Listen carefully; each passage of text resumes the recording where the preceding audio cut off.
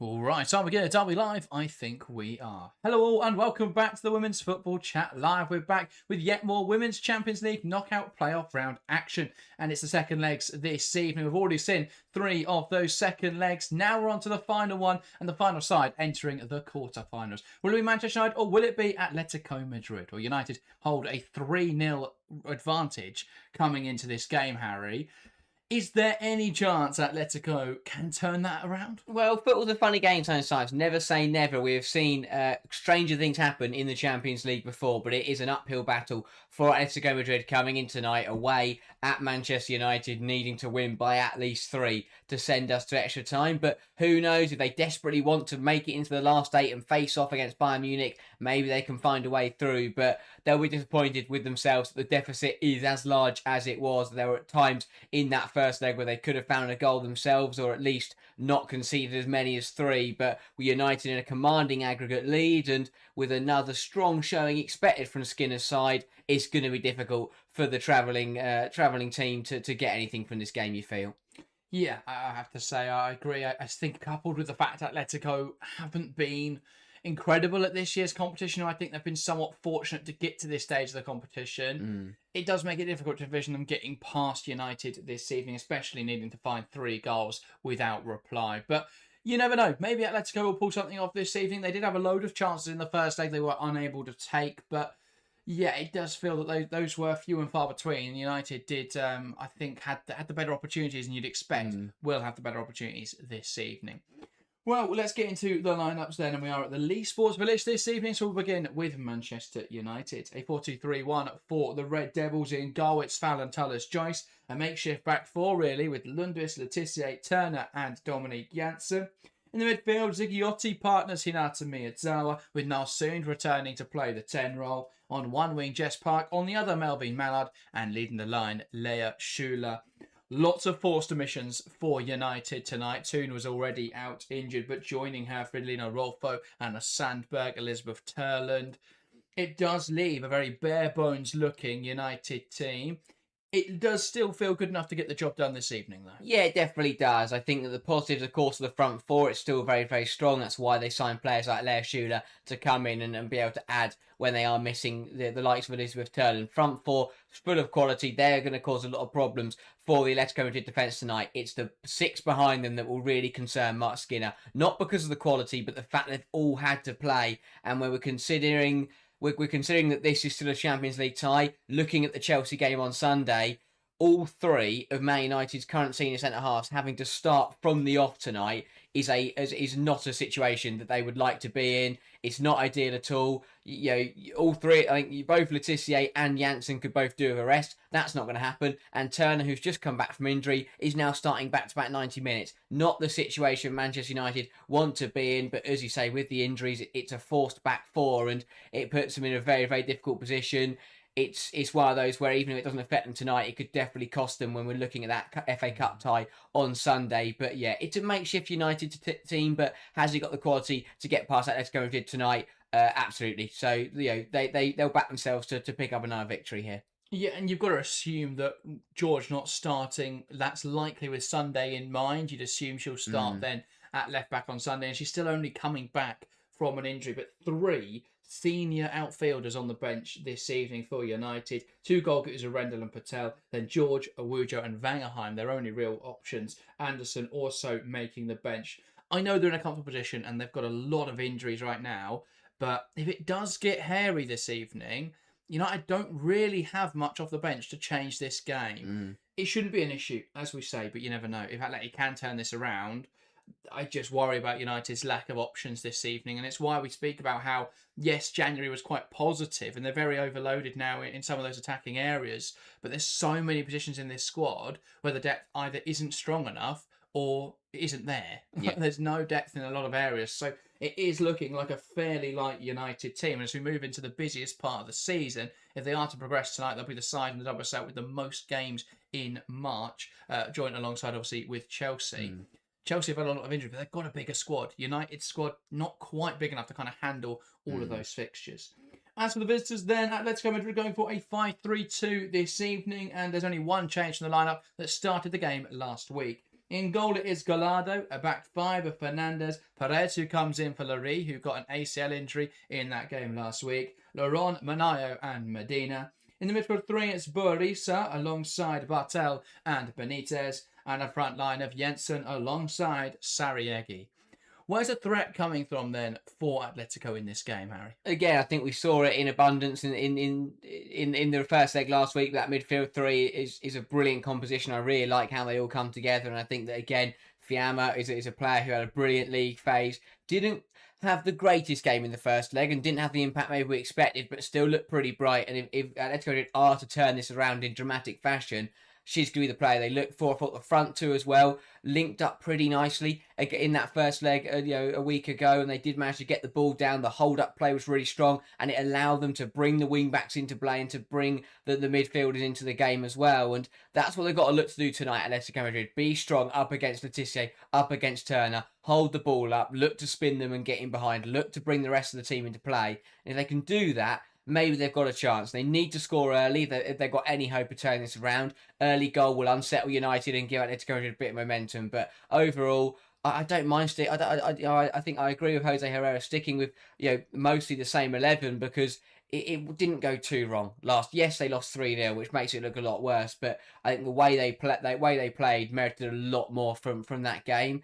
And I think that if they can replicate that performance, they should be in for another, decent showing in this 90 minutes. Absolutely. Shadow, welcome to the stream. Says, hey lads, how you both doing? I'm excited to see Shula play. Welcome to the stream, Shadow. Good to see you as always.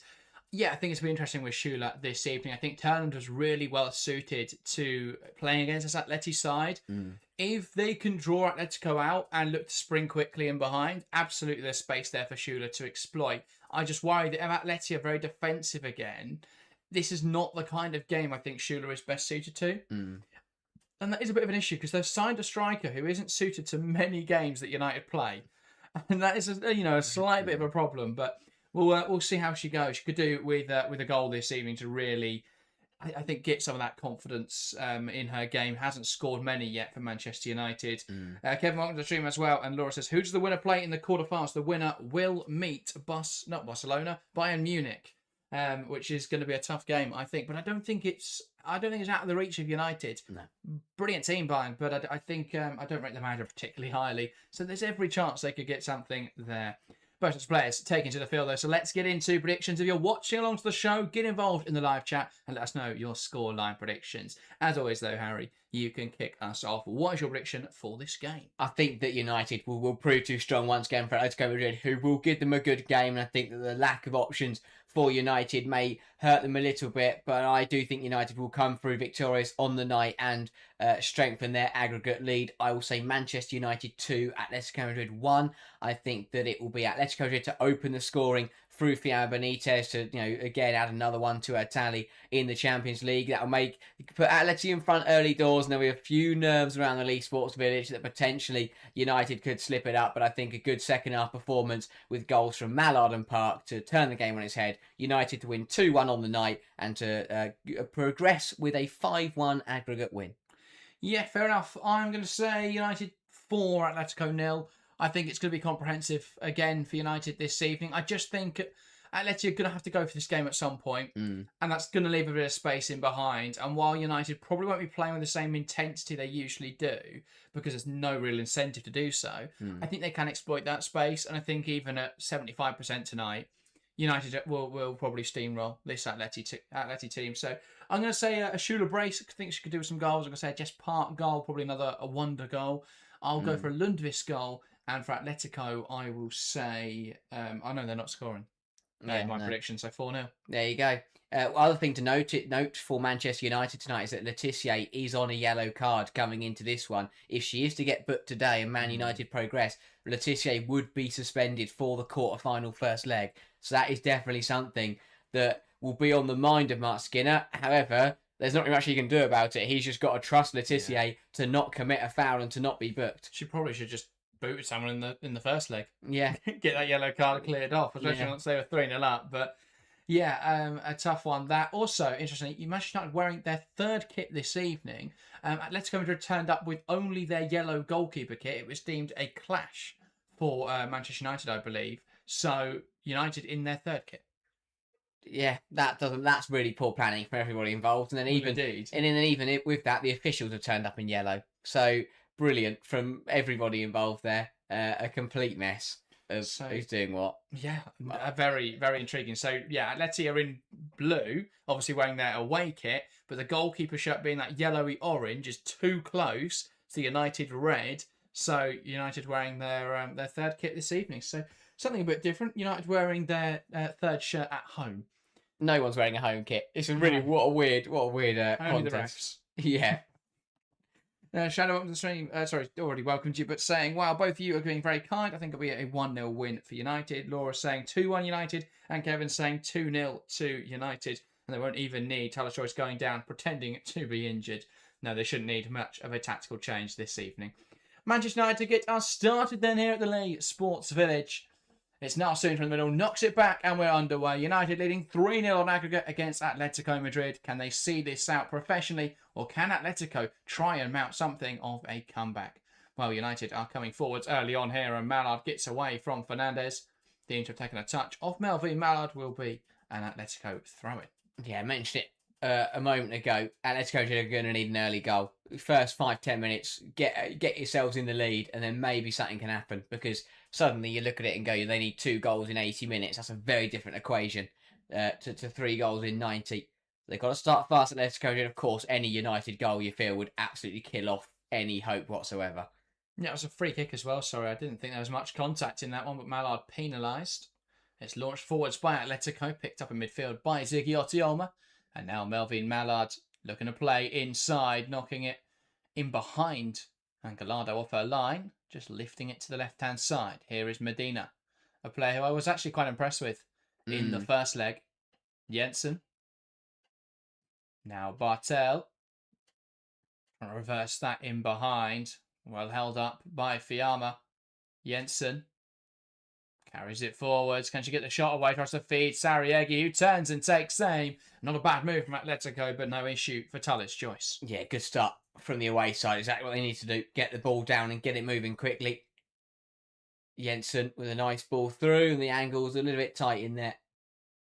But, worth an effort, but never going to trouble Taylor's Joyce. But that's the kind of pace and directness that Atleti have to play with this season. They've got to move that ball quicker. They were just way too sluggish last week, but that was much more direct, and they did actually get a shot away, albeit a fairly tame effort. Bartel, Barisa, forced backwards, and Manayo goes down the line. Here's Medina, comes inside with possession, and that's a poor pass. Shula bounces it back into midfield. Zigiotti, now Miyazawa. And here's Jess Park, and options across the front line. Looks to slot in now soon. Laurent will get there, though. And now Gallardo, as Atleti look to build out. Lifting it to the right-hand side. Taken out of the air by Janssen. And now Melvin Mallard, a tidy pirouette. She drives forward with possession towards Nalsoon, and that's a misplaced pass. Yeah, a couple of sloppy passes here and there from both sides in the opening stages. Just, both teams settling in to the game. It's the kind of tie that Atletico will be kicking themselves. They couldn't at least get one back last week. Yeah. Because 3-1's a very different equation. Mallard wants to take on Fernandes. Gets to the byline, ball across the box, straight to Gallardo. But I think it just shows the discrepancy or distance between these two teams. I just don't think Atletico are quite there yet. For example, great pressure here from Shula, Barisa dragged back. Does any player in that Atleti starting 11 get in the United starting 11? Even in a rotated team? Barisa gets in the squad would be a fantastic option, actually, if they could bring her back as a sort of backup midfielder. But I don't think a single other player gets in the starting 11. Yeah. Pass up to the left-hand side. Medina. Down the line to Jensen, and that's misplaced. And here's Shula. Now Park. Knocks it inside. Zigiotti. Lundqvist. Wide now into Shula. Not a great cross. United unable to create much so far, but they have had more of the ball. Yeah, there's the start positive, and Atletico Madrid can't seem to play out at the moment. United turned it over again. Mallard takes aim from range. A good start from Gallardo. It's going to be a long night if we keep watching. Atletico Madrid try and pass it out, give it back to Manchester United, who then don't punish. Gallardo building out again here at Atletico.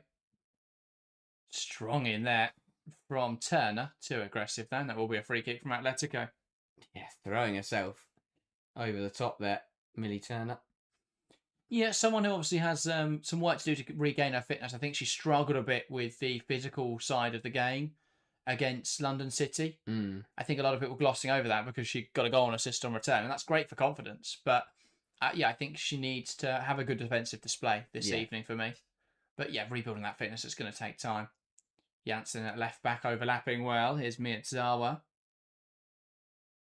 It's a bit of a shame that they've only got Mallard available today because Janssen at left back could have been a nice chance to experiment with a situational back three. Something we haven't really seen United do. Ball forward, Zigiotti does well to win that back. And tries to play out, but it does find Letizia there as it was initially picked off by Julia Bartel. Schuler. Carries it inside. Letizia. Exchanges with Miyazawa. Back now to Tuller's choice. Poll in chat, by the way, I think probably the most comprehensive we've had it for any of these ties. 97% Manchester United. Even Leuven had a higher chance against Arsenal on last night's stream when they were 4-0 down on aggregate. Jensen out to the right-hand side. Perhaps we had some very optimistic Belgians in the live chat. Make sure to vote in that if you haven't already, especially if you are an Atletico fan. Try and make that a little more representative. Gallardo. Clipping it out towards Jensen, who can't win that header. And it's given us Atletico's free kick, which feels a little nice for giving his United free kick. Not sure either way, really. I see it was carrying that ball forwards. I think it just played on. Yeah, a bit of a not a great start to this game by either side. I don't think either side's really got going. No, it's tame. United don't need to get going. Atleti don't necessarily have the minerals to get going. Yeah. Letizia. Now Park. Carrying the ball inside now. Jess Park. Into Narsund. Letizia. Lifts it in there. Schuler heads towards goal and it runs through to Gallardo. But the problem is you've got Atletico, who obviously you've got expectation there. You've got a decent budget there where you'd expect them to be able to compete with sides in Europe. But they're nowhere near the level of United. They were nowhere near them in the first leg. They're still looking really sloppy at the moment. That's another poor pass. And Dominic Janssen picks up the ball. Miyazawa. Zigiotti. Schuler. Nice hold up. Lays it back to Lundqvist, who plays it wide, and Park hugs the touchline well. Giving it back to Hannah Lundqvist. Letizia. Goes down the line, Lundqvist. To Park. Operating nicely in this pocket. Tidy footwork from Park. Turns and goes back to Zigiotti. Lundqvist. United just trying to draw out some space on this right-hand side. Now looking to switch the play. Turner. Janssen. Gives it to Mallard. Goes down the line, looking for Narsund. And that is clipped out of play. Again, better from United. Getting the ball down, moving it nicely. But as you say, they're under no obligation to move this ball quickly. You know, it's a bit similar to Arsenal. You know, last night with their lack of rotation options, the players out there are just going to take it a bit more conservatively. Medina inside, picked off well by Zigiotti. He'll drive it forwards. Mallard to the left, shifts it to Narsund, who gets in front of it. Could take aim from this kind of range. Lays it back to Miyazawa. Nalsund wide to Mallard now. Clips it in there, and that's headed away by Manayo.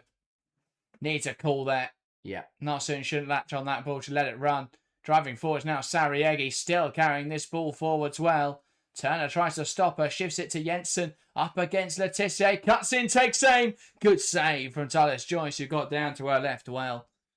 And that's knocked out of play, and it's Atletico's corner. Brilliant breakaway from Atletico Madrid, as you say. A bit of a mix-up there between Nelson and Mallard. Nelson taking it off the feet of Mallard, but Atletico Madrid turning over nicely. Brilliant drive from Sariegi. And yeah, Jensen does really well to shift it onto her right foot. Give herself half a yard up against Letitia, and a big save from Talis Joyce to keep the score level. They're the kind of chances they've got to go for Atletico Madrid tonight if they do want to turn this around. Indeed. Atleti with this corner, and this is another opportunity to try and mount something of a comeback, or start something of a comeback. It's laid short. Barisa puts it in there. Oh, wow. You're not going to get many better chances than that. Close range. Heads it over the bar. That's got to go. Yeah, Atletico Madrid should be in front. First, the Jensen chance that is saved. And Laurent here gets to the wrong side of Mallard. He's 2-3 yards out and heads over the bar. That's the chance. Yeah. What that was a great opportunity to kickstart something for Atleti and United, given something of a wake-up call in the last few moments. 2 big opportunities they've survived. Talis Joyce launches, one in the air by Barisa, one again. Bartel loses out to Janssen. And now Melvin Mallard. Holds onto the ball. Punched forwards by Miyazawa. And now soon dispossessed, and it's out of play for a United throw. But again, it shades of what we saw in the first leg, where Atletico Madrid didn't create much, but what they did create was pretty clear-cut. And once again tonight, already seen 2 brilliant opportunities to take the lead. Yeah. Just a bit lethargic from United. They're not playing 100%, granted, but yeah. Just getting caught out at the moment by Atletico, trying to be a bit more direct, bit more aggressive, and Letitia goes down to challenge from Jensen. Atletico throwing on this near side. So I look to keep United under the cosh. Yeah, the thing for United will be, that will reassure United fans, is that you think if Atletico Madrid do go 1 up, then United would just up the pace a little bit and up the work rate. And yeah, that would be enough to then just get them back on top. Medina. Jensen. Medina. Jensen. Holds onto it well. It falls to Fiamma. Barisa. Laurent.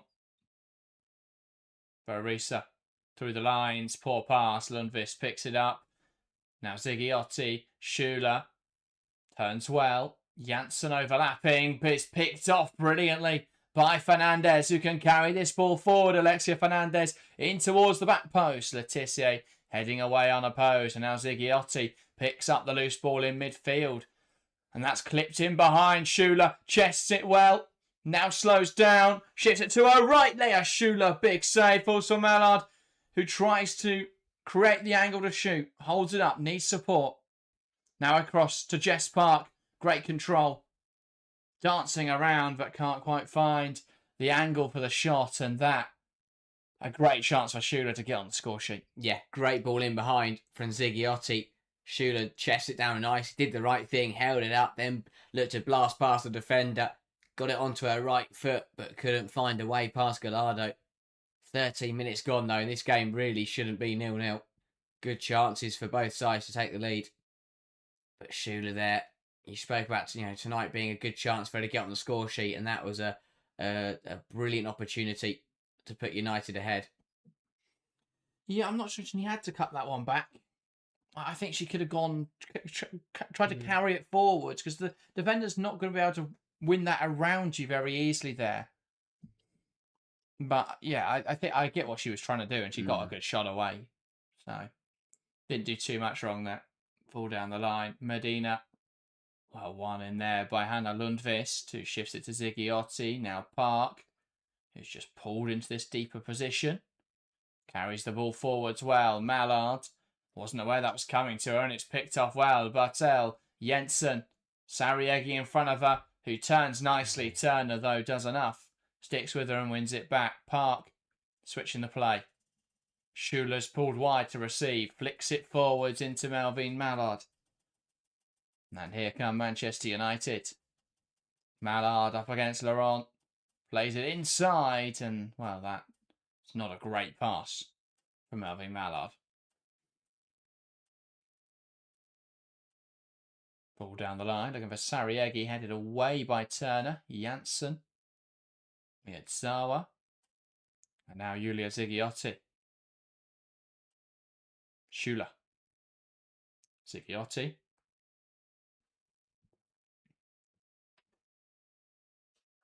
Plays it into Melvin Mallard. Back down the line. Ball cut into the box. One back. And cleared away well by Perez. Turner. Getting caught in possession. Sariegi. Puts it through the legs of Ziggiotti. Tidy there. Now looks to find Bartel, who pokes it through to Jensen, who chops onto her right. Takes aim to central from Jensen. There's been space. There's been space out there for Atletico. They've just not quite capitalised on it yet. This is great from Bartel. It was a tough ball to deal with. Jensen has got to do better with the final shot. Yeah, the cutback to send minutes out the wrong way from Jensen was superb, but the shot was straight down the throat of Tullis Joyce. And again, 15 minutes played here. Atletico Madrid have had 4 attempts and 3 of them have been massive chances. Yeah, 3 on target as well. Laurent's the only one not able to hit the target. That should have gone.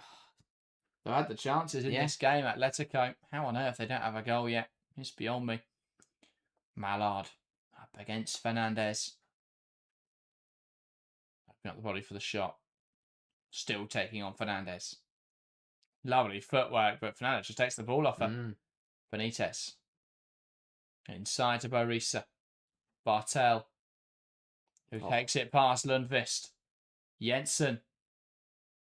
Good control. Support arriving on the left-hand side. Medina. Bartel. Medina. And returns to Maneo. Atleti moving it across the back line. Laurent into Jensen. Tries to flick it on. One back by Manchester United. Now soon. Janssen. Millie Turner lifts it to the left-hand side. Now soon will carry the ball. Hits it down the channel. Mallard. Space to attack into. Turns backwards. Here's Janssen. Lundqvist. Ziggiotti to Nalsoon. Cuts it back for Ziggiotti. Wide of the mark. And that a nice move. Just couldn't quite find the final ball to finish it off. Yeah, good football from Manchester United. It was Ziggiotti who pokes into Nalsoon. The cutback isn't bad.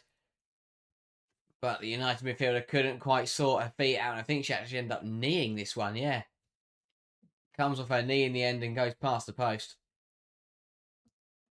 Atletico Madrid live to fight another day. Better though from United. Letitia, great challenge. Lundqvist, Ziggiotti, Park. Great control. Lundqvist. Back to Maya Letitia. Miyazawa. Great ball into Jess Park. Hive of creativity on the edge of the box. What can they muster up? Janssen puts it in there. And Schuler tries to jump up at it. Just between herself and Melvin Mallard, though.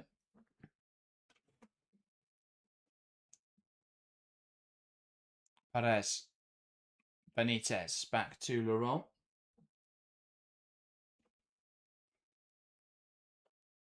And now Atleti go back to Gallardo, and that's picked off at the pitch, and they can't quite capitalise. Atleti slow building out again, an offside call as well. Mallard picked it off, and Schuler not quite alert to it, but was offside regardless. Yeah, I have to say, what we've seen in the middle of the pitch has been pretty decent, but whenever it's got into either of the penalty areas for both teams, it's all just got a little bit messy. Yeah, absolutely.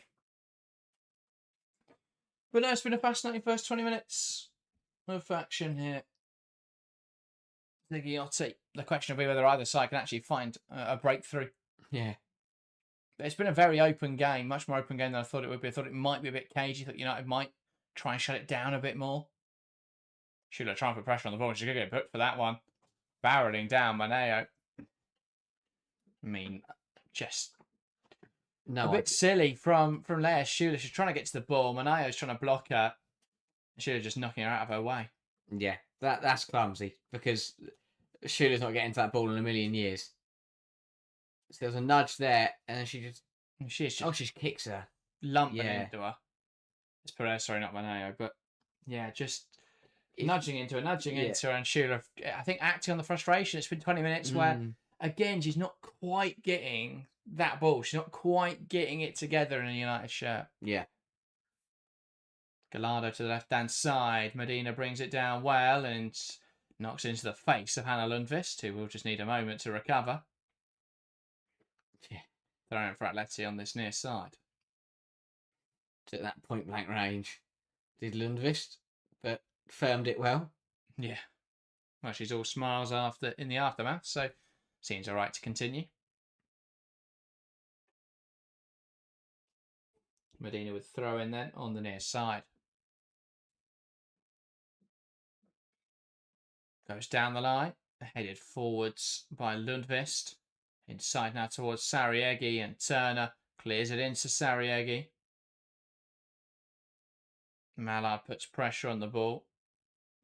Barisa, Laurent, Fernandez carries it forwards. And Janssen winning it back. And just trying to see it out of play, and it has gone for United goal kick.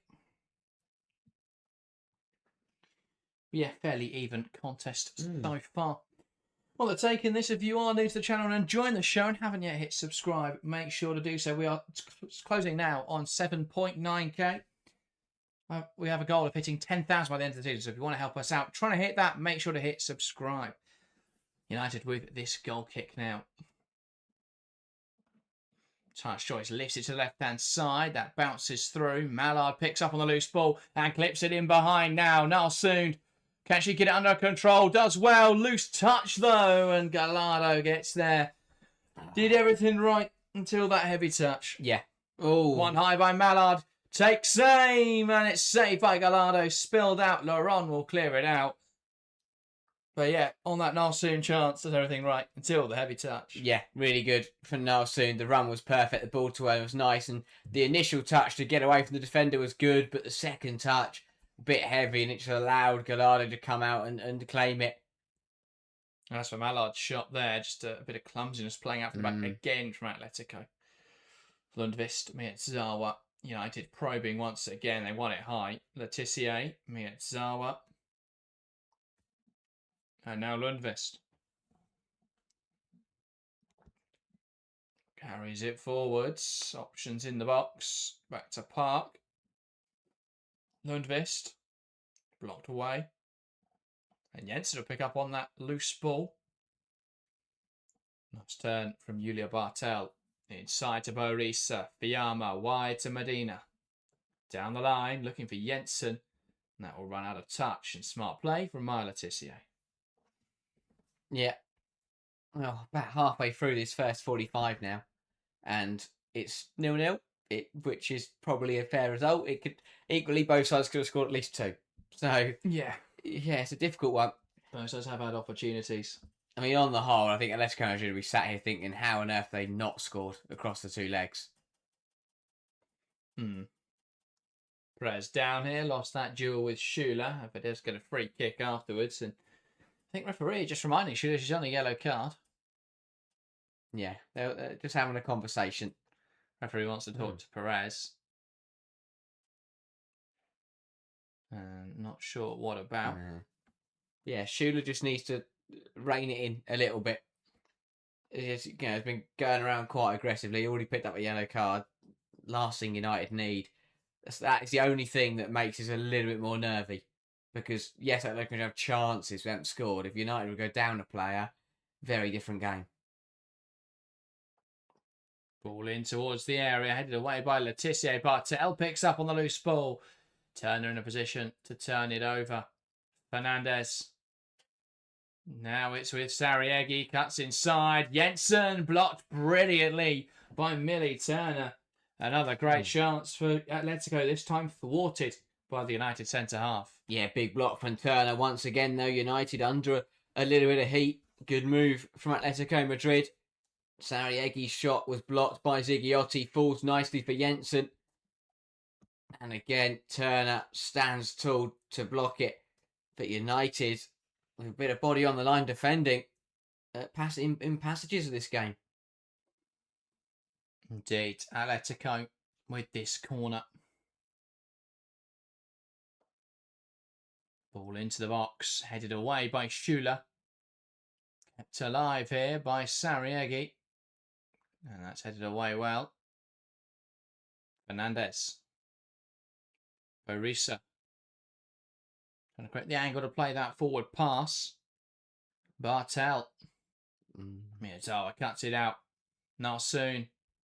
Into Melvin Mallard. Carries that ball forwards. Looking dangerous, Mallard. Corrects the angle for the shot, and that's blocked away. What can Mallard do now? Flicks it towards Ziggiotti. Olma tries to get around Manayo. One high by Ziggiotti. Mallard. It's cleared away by Bartel. But yeah, for any United fans watching, get involved in the live chat. Let us know what do you think's going wrong here, because it's not been perfect for United. They've threatened coming forwards, but look quite open at the back. Gretchen says, "Where was this Atleti in Madrid?" And no, Atletico not really able to offer this kind of fight last week. They had those opportunities, but they didn't compete over the entire match. This game, though, they've given United something to think about early on here. Granted, United, obviously, with less to play for this evening, all they've got to do is not lose 3-0. But it's been a positive start for Atletico regardless. Lundqvist Park. Lundqvist brought down.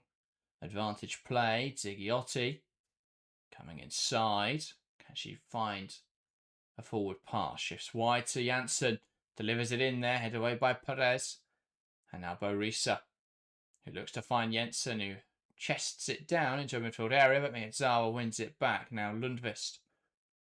Now soon around the corner to Janssen. Now soon. Chance now. Can United find the goal? Cuts it back to Yulia Ziggiotti, and that's a lovely strike from Yulia Ziggiotti. Olma fires it low and hard, and for all Atleti's pressure, it's Manchester United who have the advantage. United 1, Atletico 0. Ziggiotti slicing that one home well. It was a nice move from United down the left-hand side. Cut back from Narsoon, finished by Yulia Ziggiotti, who hits them with the sleeping celebration as well. Manchester United 1, Atletico 0. Tidy finish from Ziggiotti and Atletico Madrid. We said in the build-up they need to score the first goal if they want to stand a chance for United breaking the deadlock. Both sides have had plenty of chances. I think Gallardo will be frustrated that she couldn't keep that one out. Ends up going under it. Should save it, really, the Atletico captain. But United now in complete control of this tie. Before that goal went in, I was going to say that you feel that if Atletico had managed to nick a goal at home, or if it was only 2-0, that United would have been in trouble. But now, none of that matters as United take the lead. But again, I think Atleti play a very different way then. And I think United play a very different way. Maybe. And, it probably changes the complexion of this game. But yeah, United have started well. Park trying to drive into a central position. United haven't started particularly well, but they've found that goal. That's important. The tie is over now, really. Yeah. I don't think Atletico were finding 3. I certainly don't think they're going to find 4. No. Has to do more work in the home leg. Yeah. But it's a learning curve. It's a side with, I think, there's some decent players in there, but I don't think they've been coached particularly well this season. And there's still some areas of the squad which are just too weak, really. Yeah. You just feel they're a couple players away from competing, not beating, but just competing. I like the midfield three. Yeah. I think with Garcia in there as well. I don't know if she's injured or whether that was or she left permanently, but I think having that bit of steel in there, and then obviously Borisa and Fiamma. I mean, Yulia Bartel's actually done really well today. Yeah. And is a huge talent, but yeah, it looks slightly stronger with Garcia, but the back line's just really weak, and the front line's not great either. Ball through from Ziggiotti, looking for Park, picked up by Gallardo. Because I think they've got the main components. As you said, they've got a midfield that works. I think, the front line have missed a lot of chances across the two exactly, legs. you look at what's going wrong in this game, and it's Atleti trying to play out doesn't work, so defenders aren't great, and then they're under pressure, and every time United come forwards, Atleti don't deal particularly well. They can get into midfield. It usually gets to the final third, and then comes another problem because none of their strikers can actually score. But I think they've got a decent keeper in Gallardo as well. When you look, that's one of the main things. We see sides. I think it's one of the big reasons why OH Leuven have managed to get to where they have, because they've got a strong goalkeeper. I think it's a massive component. Yeah, of doing well in the Champions League. But I mean, like Sarriegi, 5 goals across the Champions League and Liga F this season. Gio hasn't scored a goal in the Liga F, only 1 goal in the Champions League. As for Jensen's record, she's had 8 goals, to be fair, in the league, but only 2 in the Champions League. Ball into the box. Jensen clears it away. Luani's the big miss. If Luani was in for both these ties, then she's the kind of player that just gets you a goal. And if they'd walked off that pitch at home, 3-1 down, 3-2 down, it's a completely different game. Yeah, Luani, big talent as well. I do agree. I mean, she'd have scored at least one of the chances tonight. And she's also a really good creator as well. So that definitely helps. And Gretchen and Chano just loving Ziggy there after that goal. Atletico trying to probe now, trying to find a leveller on the night. And a first goal of the tie for them. Medina throw-in is picked off. Now soon can't win it back. Here's Sarriegi, strikes, and it's straight at Millie Turner. Mallard wins it back, and she's brought down by Borisa. Yeah, again, it's a half chance for Sarriegi. Blocked well by Turner, who is having a better game than she did against London City. It's done well, got in front of a few, made things difficult. And he's feeling the effects of that one. Shamuel says, Luani red card was stupid, it was a hair pull. Yeah, that was in the game where they got absolutely smashed by Lyonnaise. It was 4-0. I think Lyonnaise, it was a fairly strong Lyonnaise team, to be fair. But they, they absolutely steamrolled them. And 4-0, I think they had 2 shots, didn't put one on target. Yeah. So, yeah, I mean, that was a proper drubbing. They've been much more competitive tonight than they were even last week. But especially, I mean, back in November when these two sides met and United had 10 players most of the game, Atleti still didn't really offer much. That was probably one of the worst games of the league phase, just to watch. I mean, obviously, for the drama, there's 2 red cards, you think, but that was, like, from a footballing point of view. The juxtaposition of that and then, like, Juventus 3, Lyonnaise 3, which is a brilliant game of football. Chelsea-Barcelona 1-0, great game of football. But, yeah. Laura says, optimistically predicting United versus Barca and Arsenal versus Wolfsburg in the semi-finals.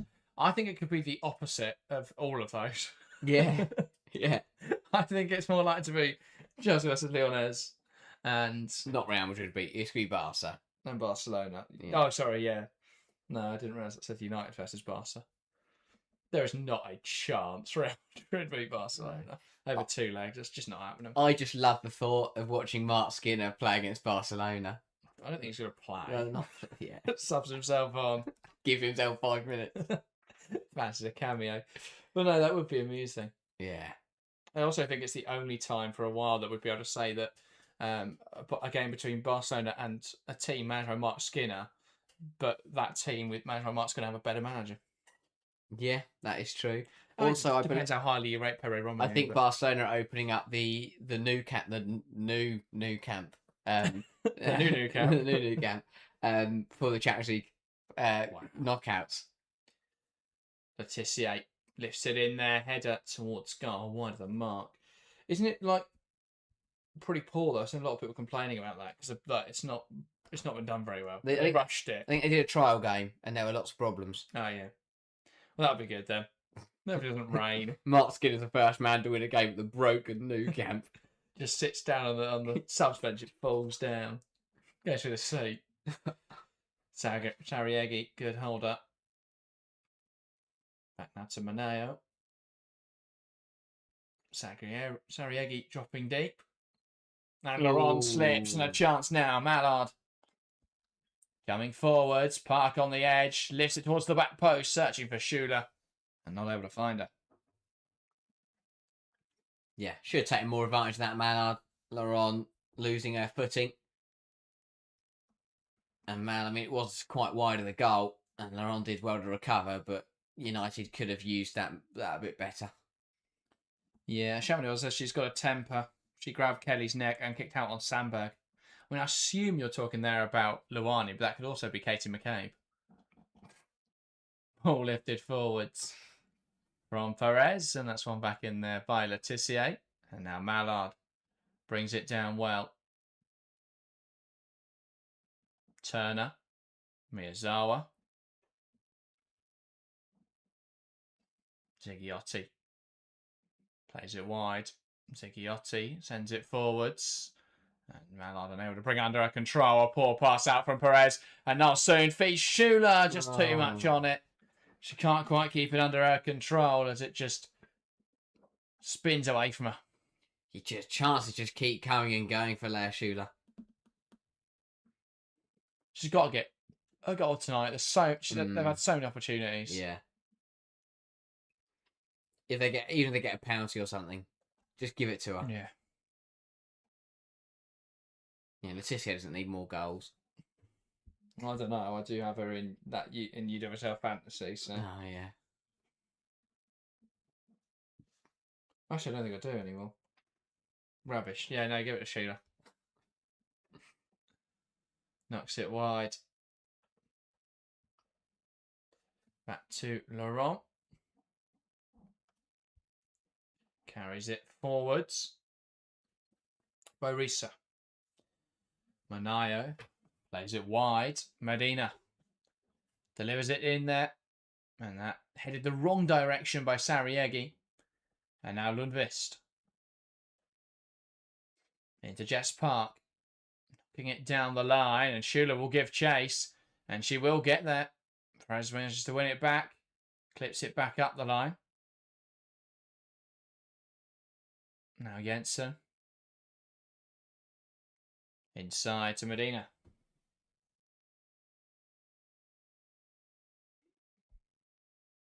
Sherman says that's where Lara's at her best. Just a little too much on it from Lisa. Yeah, too much. They've just not been perfect yet, those balls through. Players around are just gaining an understanding of Schuler's movement. And let you lump it forwards, and it's back in possession of Manchester United. Tallis Joyce. That's not a brilliant pass, but Janssen will get there. Sends it up the line. That's actually going to run through. Schuler was in an offside position. It was a good 20 minutes. Right, let's go Madrid. And I don't think they've come forward since. It's gone a bit flat, hasn't it? That United goal just killed it. Yeah, the belief's gone. 3 goals. If you get one in the first half, especially early on, you start thinking, oh, maybe we can turn this around. As soon as that United goal goes in, though, there's a clear change in how Atletico play. Just a lot less confidence. They're not being as threatening. They've not been as direct. They've got a chance now, though. It's Fiamma. Takes it in a stride, overplays it. And Letitia clears it away. And that's wasteful again from Atletico de Madrid. Why has she not just hit it? Jensen had one in the first leg. Why has Fiamma not just hit this? Here, just bang. Bang, yeah. Yeah, no idea why she hasn't had a shot there. And yeah, Jensen had one in the first leg where she was about 6 yards out from goal. Ball falls to her and she tries to pass it. Narsoon tries to feed Mallard, and a strong tackle from Laurent.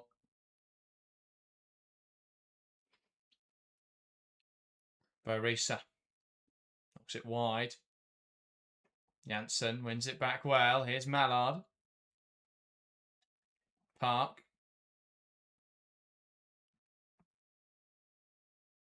Now Janssen.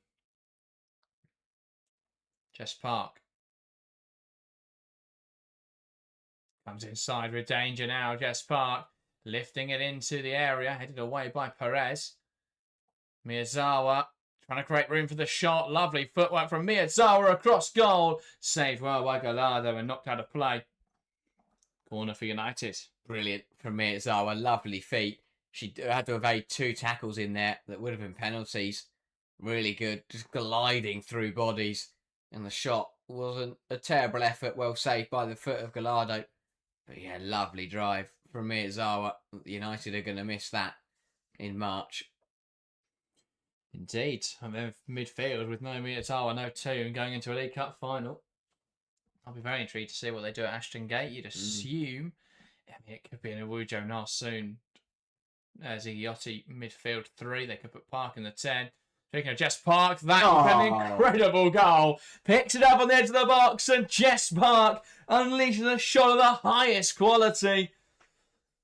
Picked it up on the edge of the box from the corner, and just under little pressure, opens up the body and fires one hell of a strike into the far corner. Manchester United 2, Atletico Madrid 0. Brilliant from Park. Ridiculous from Jess Park.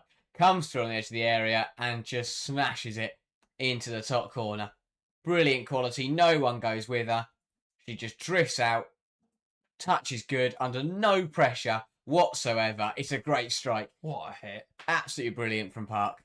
Just a couple of touches, takes it out of her feet. No one puts any pressure on her. And that, a really great strike from Jess Park. It's brilliant.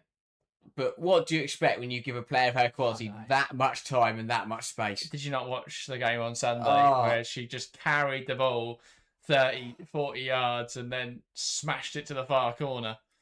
You've made her life even easier there. Ridiculous. But what a hit. And do you know what?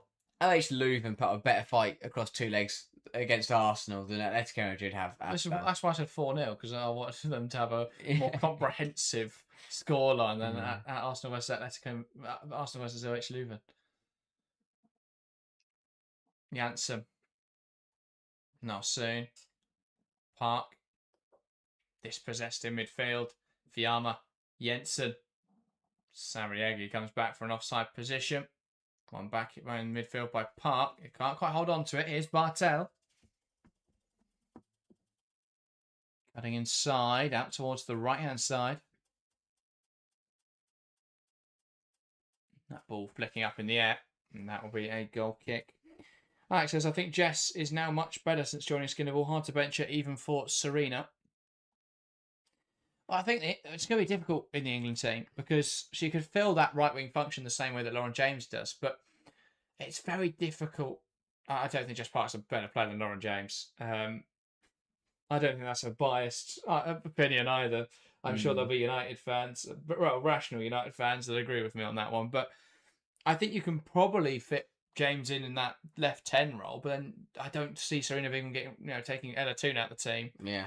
And then obviously Hemp has that left-hand side nailed. So it's really difficult for Jess Park. I mean, if Toon and James keep getting injured because they get overplayed, then Park is probably going to start at World Cup 27. Yeah. Because she's able to stay fit. But yeah, I think it'll be very difficult to start for England at major tournaments. She'll definitely get a good run. I hope she gets a good run on the side at this international break because from a Chelsea perspective, I do not want to see Lauren James on the pitch. Mm-hmm. As much as I love Lauren James. I rarely say I don't want to see Lauren James on the football pitch, but I do not want her getting injured against Ukraine in a World Cup qualifier. Janssen, good challenge, but play continues. Atleti managed to make it work. Ball clipped into the box, and Lundqvist heads it away from Medina. Medina contests the second ball, flicks it over her head. Lundqvist sticks with her. Good defending from the Swede, and a goal kick as Medina unable to cross that ball in effectively. He says, I think Jess more likely to play the number 10 with 2 now. Yeah, that is true. I hope they put Clinton there. because she's played barely any minutes, so let her play for England. And City aren't playing any games. Yeah. They've got 6 WSL games left. Only 3 of them matter, and they're in the League Cup. They'll be fine. Play all the City players. Salah's choice with this goal kick.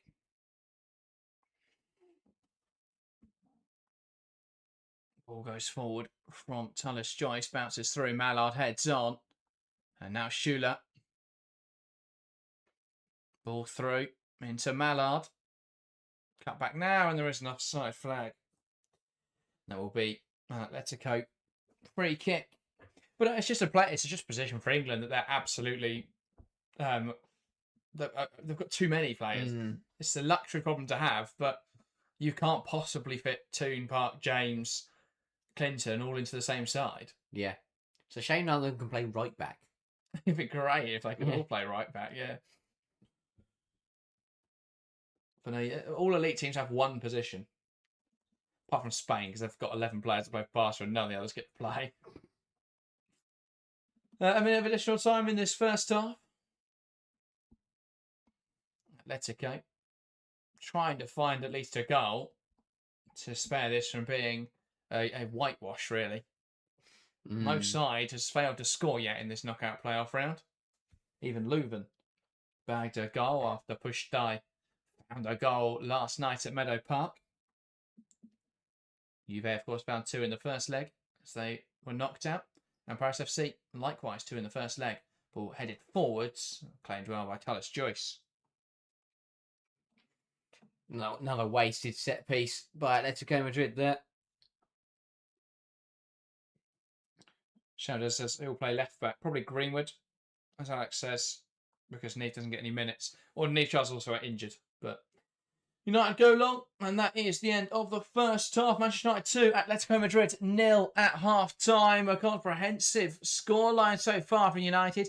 Doesn't tell the full story of that first half, but Atleti wasteful at one end, porous at the other, and United have capitalised effectively. Yeah, as you say, a good start for the first half by Atletico Madrid, but United work their way into the game and are cruising at half-time here. A really strong 5-0 aggregate lead now, and they will be able to just take their foot off the gas and see themselves through to the quarter-finals. Atletico Madrid, they did what they needed to do. They've come out today, tried to be aggressive, tried to go for the game.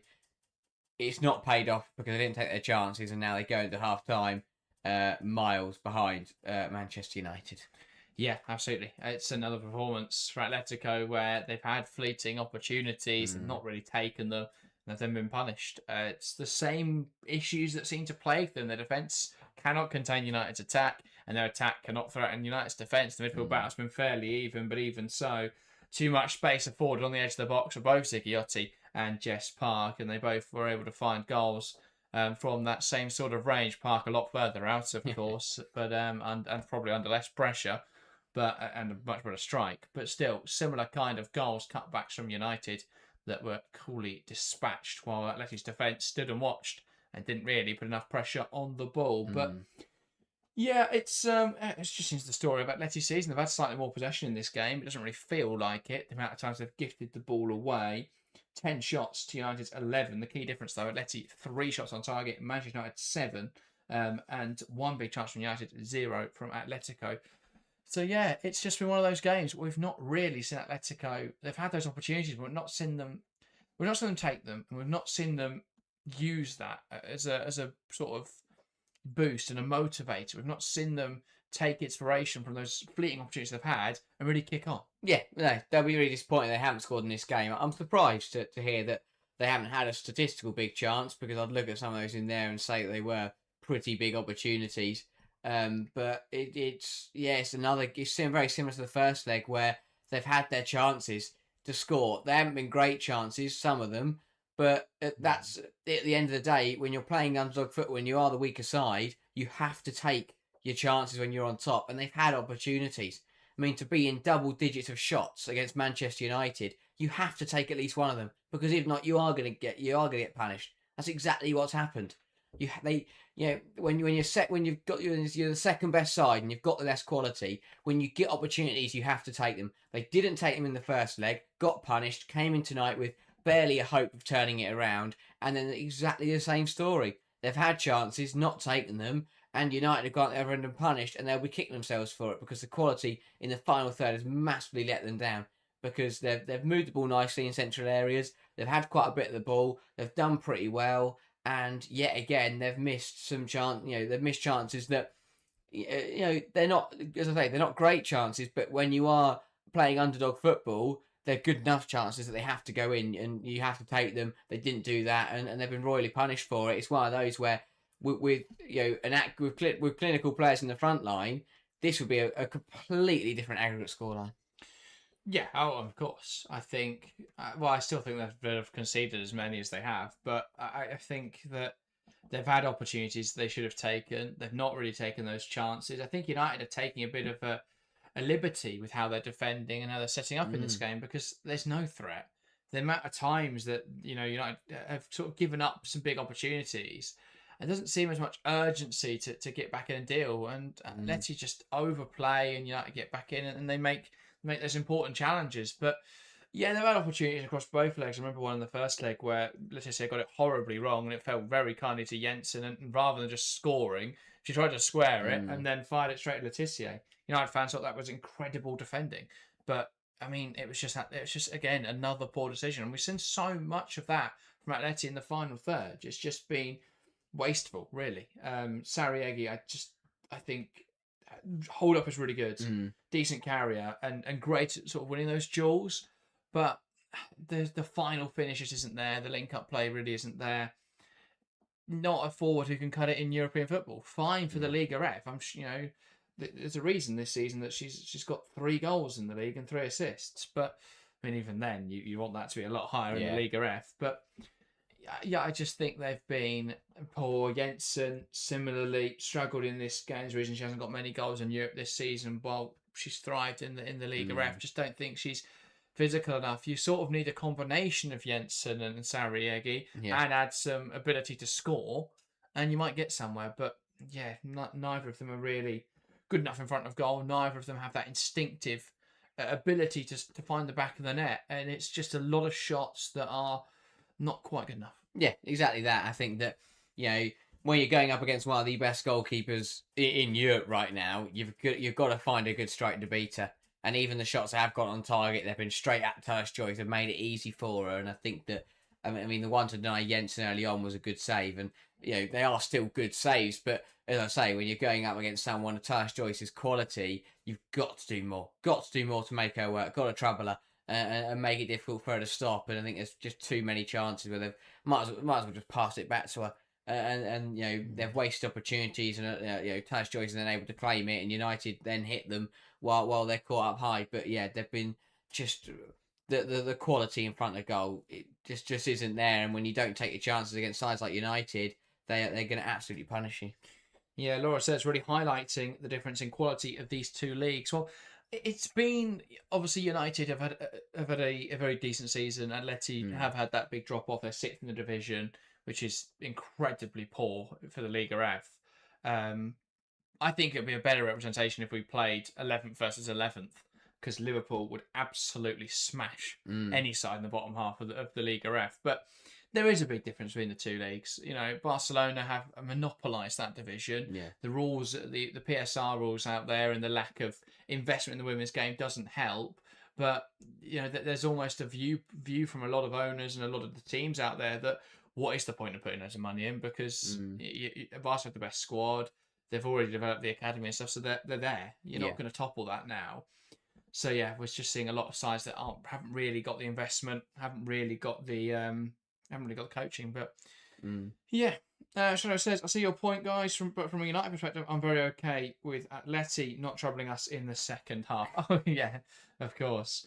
But the amount of chances they've had, just not really taken them. But yeah, I think it has exposed a slight weakness in United's defence. I think what we have seen this season is that their defensive record has started to drop a bit. That was blamed initially for that injury to Fallon Tullis-Joyce, but obviously she's back now. And while they haven't conceded too many in the new year, obviously since she's returned, it has still one against Aston Villa, one against Villa, one against London City. I mean, they were poor, really poor on Sunday against London City. And then lots of shots against Atleti they probably should have conceded, and lots of shots in this game where they probably should have conceded. But I don't know if it's too bad when you consider the number of injuries they've got at the moment, Yeah. the number of games they're playing at the moment. I'm not unduly concerned by that. It's not like we're watching them give up huge XG chances every match.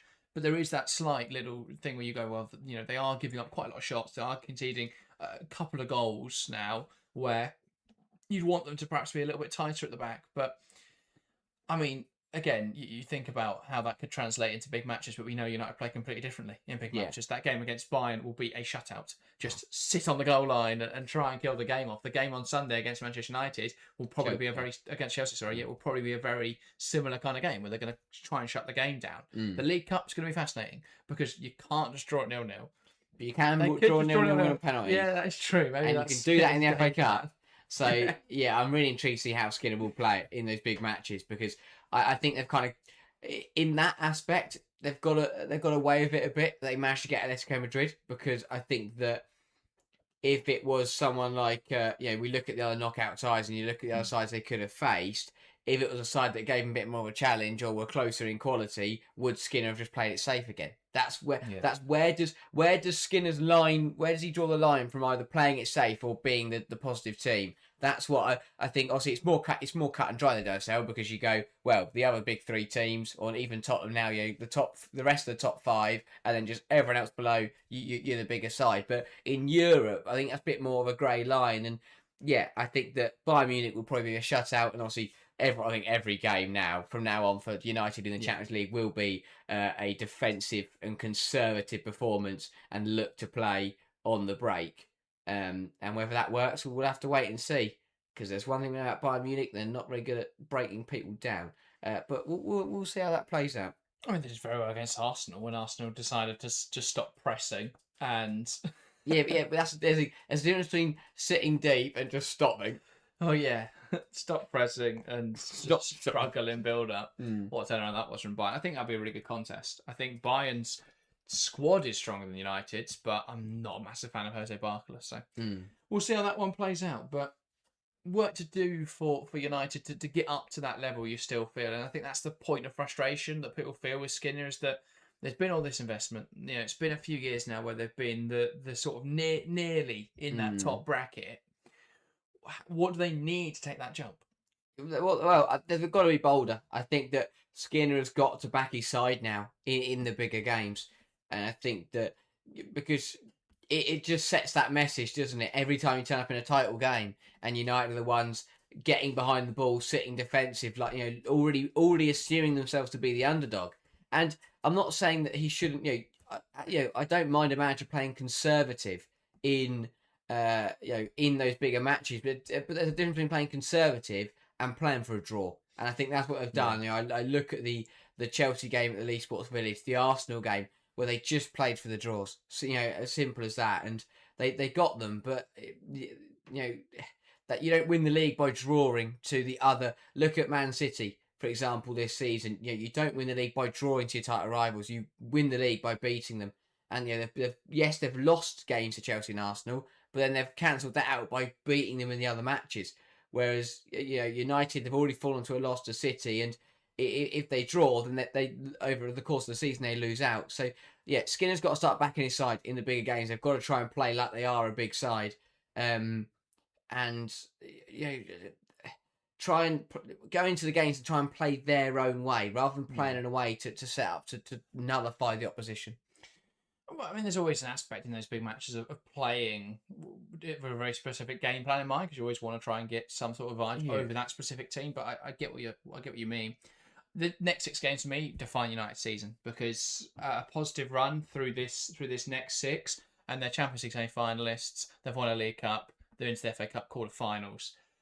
A negative run, and they're out of all the other competitions, and their chance of getting Champions League football is significantly diminished. Yeah. So it's such an important time in the season, and through that, they've got a pretty decent injury crisis. Miyazawa's about to go to the Asian Cup, and while I know a lot of people said, the Asian Cup's only 2 WSL fixtures, it's 2 WSL fixtures and the League Cup for Manchester United, and then she's going to come back from playing a full tournament to be back involved in the matchday side. So it's going to be a tough period for United, and I think that what will likely happen is they'll drop a stupid result in there somewhere. They've got West Ham and Everton in and around that very congested period, and they're going to have to rotate somewhere. Yeah. And I just worry about that rotated side, or they're just going to keep picking up injuries because their team is very light at the moment. Yeah, I mean, even this Sunday, they're already disadvantaged by the fact that they're not only playing tonight, but all three of their senior centre halves are starting. Two of them have got to start on Sunday against Chelsea, and so that means that the centre half partnership going for that game would have played 90 minutes, in this midweek, and so they're already on the back foot going into that game. It's as you say, the next few fixtures are make or break, really, and it could be such a good season for Man United, but you just feel that there's been a couple of results where they've got away with it. There's a couple of results where they've managed to just scrape through, and it feels like it's all starting to mount up a little bit, that their luck will run out at some point. I mean, they weren't brilliant against Leicester, but got the job done. They scraped through against London City, and that's the thing. While they're winning the Champions League games in good fashion, those WSL games are becoming much tighter and a lot closer than they usually are, which is where that deficit comes from. So, yeah, it's going to be really hard to balance, and it just feels like their luck is going to come to an end at some point. Yeah, absolutely. Shadow. Well, as I says, I think for us, the target is to get Champions League football consistently over the next few seasons. I think it's too early for us to compete for the title. We're building to compete for the WSL in 2 or 3 seasons. I'm happy with our progress. We're moving up. Yeah, I think that's the case for United. I think there are a lot of there are building blocks to compete in the next few years. I think it's sort of then goes against that when they sign Lea Schuler. That feels the wrong idea for me. Vangerheim was the perfect sort of second striker to be that backup to Schuler, to Terland, sorry, and then you go in a few years' time, now we've got one of the best strikers in the world at a prime age, and we're ready to compete for the title. And we've got Terland at 30, and Vangerheim would be 23, 24 in a couple of years' time. So then you've got 2 strikers ready to compete, and that rotation works really nicely. Instead, we're now going to see Vangerheim get less minutes because Schuler's been brought in, and it just seems a bit of a clash between competing in the short term and building over the long term. Yes, but I don't think Schuler was inherently a bad signing. I just think it's interesting to see the impact on Vangerheim's minutes and whether it was the perfect signing in that moment for United, or whether it was that very short-sighted thinking of we're in for some good opportunities to win something this year. Yeah, let's just throw money at it, bring in someone like Lea Schuler, a renowned forward in the women's game, and see what we can get. Cambridge United as well as Igiotti will be given the rest for the second half. Again, yeah, really intelligent stuff. I get why Miyazawa's played recently because she's going to the Asian Cup, so we won't be able to use her anyway. Yeah. So Awujo on in her place. Atletico to get us back underway at the Lee Sports Village. From the middle, it is Sariegi waiting for the referee's whistle. Nice, we're back, and we're back underway. What can United do in the second half? Can they extend their 5-0 advantage? Can Atleti stop the bleed and find perhaps a goal back in this game? Either way, United with a very slim chance of being knocked out at this stage. And it looks very likely they'll meet Bayern Munich in the quarterfinals. Ball sent forwards. Turner stands up Jensen well. Nice footwork from Jensen. Needs some support. Bartel. Laurent. Borisa. Laurent lumping it forwards, and Turner cuts it out. Janssen. Miyazawa. Back to Millie Turner. And now Tallis Joyce. And Sina Jensen putting the pressure on Tallis Joyce, launching it forwards though, headed away in midfield by Borisa. One back by Miyazawa. Tries to feed Schuler quickly. Can't quite pick her out. Pressure on the ball on Gallardo. One in midfield well. And just caught there was Narsoon, who's dropped deeper with Awujo going into the 10. Ball forwards, Letitia. Now Bartel. Out towards the right-hand side. Fernandez holds the width well. Looking for the supporting options. Fernandez coming down the right-hand side. Turner closing it down. Ball in. It's dropped now in the box for Bartel. Blocked wide. And you can see Atletico frustrated. They just can't quite find a breakthrough. It's just not going to happen. It's not going to go in for Atletico Madrid in this tie. Again, a nice move. It falls nicely for Bartel, who catches it well, but a good interception in there. Miyazawa just doing enough to take it wide of the post. But yeah, Bartel's had a good game tonight. Magic, she's definitely one to watch.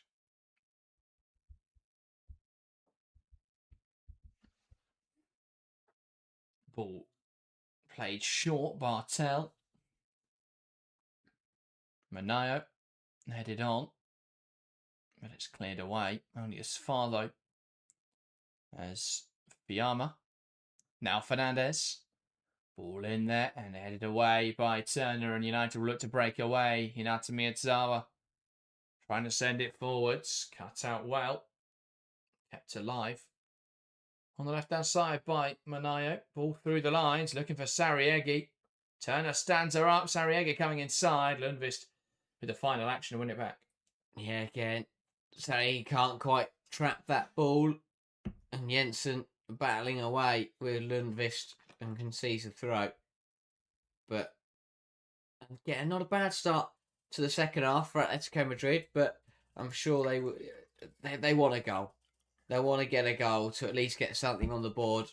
Make the aggregate score look a bit nicer. Try and cut the deficit and maybe take a positive result out tonight at least. Ball back to Laurent. Borisa.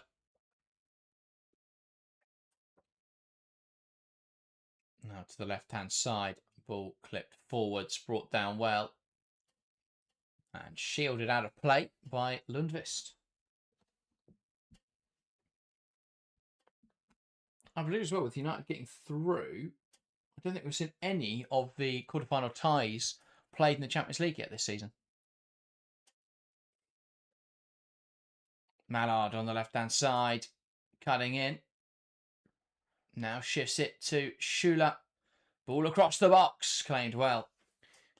Yeah, because the one would have been if Juventus had gone through. It would have been Juventus or Leonese, but no, we haven't seen any of the matchups. And obviously that's caveated by the fact that we've already seen Chelsea, Arsenal and Real Madrid, Barcelona a few times, but none in the Champions League. It also means that, well, there's a good chance we will see some Champions League teams have already played in the semi-finals, if it's like Bayern, Barca, but if it's Barca United, that would be a new tie. And if it's Chelsea, Lyonnaise, we haven't seen that yet. No. But there is a good chance that we will have seen the Champions League semi-final ties. Access, do you think Bartel will return to Chelsea in the summer? Is she I thought she was a permanent, to be fair. Might have been a loan. If it's a loan, there's a good chance, yeah. Yeah. I think Chelsea need midfield depth, but equally they may look to sell her for profit in order to go and invest across the squad. If they could get something like they did for Orient Jean-Francois, they're absolutely going to take that. Yeah. And again, it will just depend where Lexi Potter is viewed. Different roles, though. Bartel's more of a creative midfielder, whereas Potter's more of that defensive midfielder. She's good at collecting from the back line and conducting the play, really. Cutting inside now, Jensen tries to find Sarriegi, who turns, and Turner lies in wait to dispossess it. And Jensen clipping it up the line. Says Wolfsburg already lost to Lyon in the group stage. Oh, did they play? Well, that is boring then. I was hoping none of them were matchups. Yeah, they did meet us 3-1. Lyonnaise. I do not remember that. I don't, but it does make sense because I can't remember Lyonnaise playing another pot one side. I think it's because they played United and I automatically think of that being a tough game. Yeah. They played Juventus, but they were pot Arsenal. 2 and pot 3 sides. And obviously we know we played Arsenal. They played Arsenal, but Wolfsburg being their other pot 1 side. I don't really know how Wolfsburg are in the quarterfinals. No. I thought they were really poor in the league phase. I thought they were pretty poor over 2 legs against Juventus. But, I think that will be... That's a nice tie for Lyonnaise, I have to say. Yeah. Yeah, as I mentioned earlier, it feels like everyone got the right scale of difficulty based on where they finished in the league phase. Barca got the easiest game against Real. Lyonnaise got the second easiest against Wolfsburg. Chelsea probably got the toughest, arguably, against Arsenal. but you could interchange Arsenal United as the toughest, and then Bayern obviously play United. Free kick now for Atletico, unless Atletico could score 5 goals in the next 40 or 39 minutes. Ball into the box. Headed away by Letizia. I don't think it's quite going to happen. No, neither. Ball hooked towards the back post, bounces through. That'll be a United goal kick.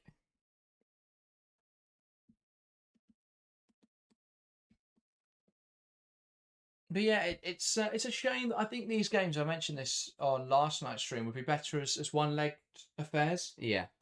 Because you've all spoken Juventus was fantastic over 2 legs, but the other 3 were all pretty pointless.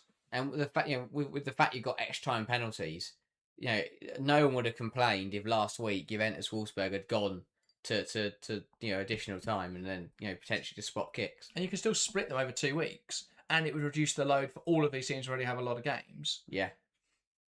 But I know there's supposed to be some sort of punishment if they don't, if you don't get into the top 4, you've then got to play 2 matches, and it definitely is a punishment, especially if you're Arsenal and United have very busy schedules. But yeah, I don't see. I know UEFA won't change it, but the second legs have all been a bit pointless apart from the game earlier today. Yeah. Lundqvist down the line, headed away. Lundqvist pounces. Awujo back to Lundqvist, wide to Narsoon. Moves to the right-hand side. Park will be forced backwards. Now Letizia. Narsoon. Wide into Schüller, carrying the ball forwards. Clips it in there. It's blocked away and then hooked clear. And Miyazawa will pounce on the loose ball. Turner, Mallard goes backwards. Janssen sending it down the line. Awujo keeping it in touch.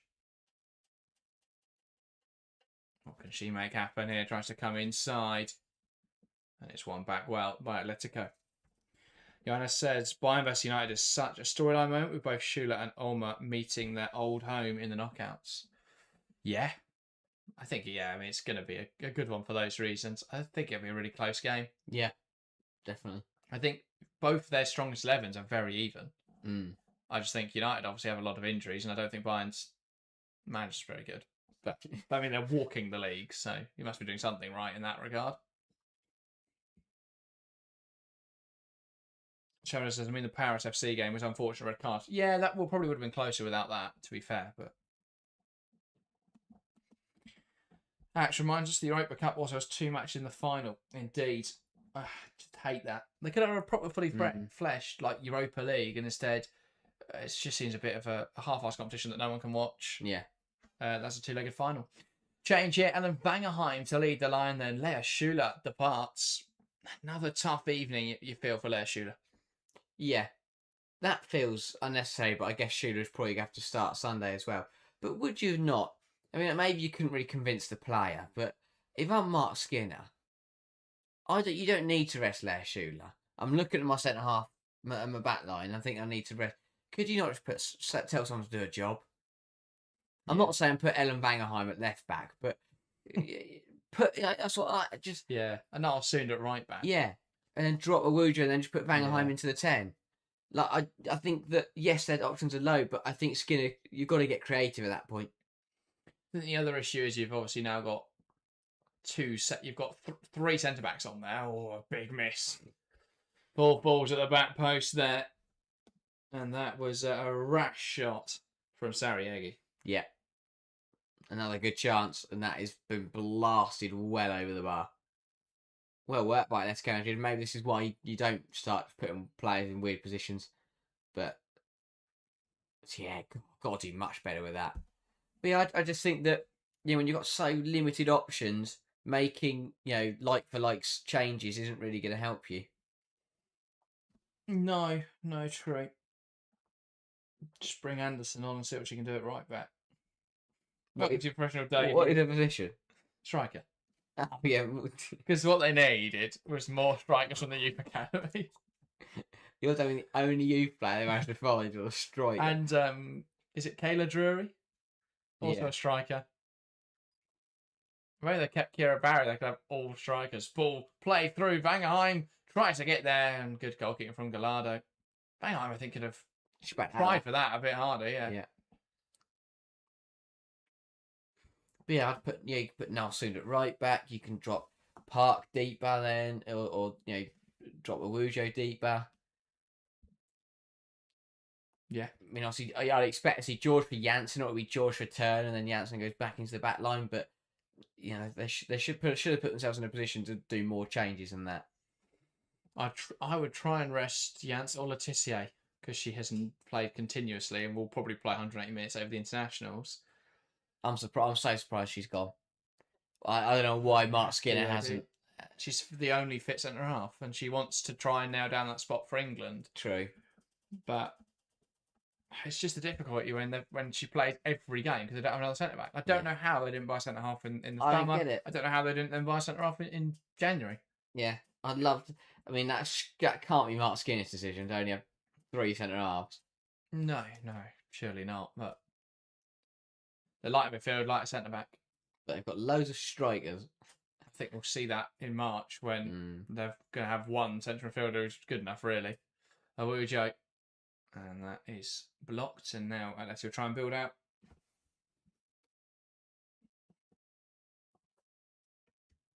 Laura says, could Rolf be back for Sunday? Probably not. Didn't make the bench tonight, so I'd very much doubt that she would be in line to start. Could make the bench, but yeah, would be a huge doubt. I think they'd probably be smarter just to save it till after the international break. You would think. Yeah. That's what they'll do with all injuries, and they'll come back after the international break. Hopefully have Toon back, Rolfo should be back. Yeah, players. I'll be interested to see how Skinner plays the game on Sunday. It's always difficult when you play opponent back to back. While there is a 3-week gap between the two, it will be interesting how they handle the game on Sunday with so little players. Is it one where they are thinking more about gaining knowledge ahead of the League Cup final? That's a much better chance of winning a title rather than trying to win the game.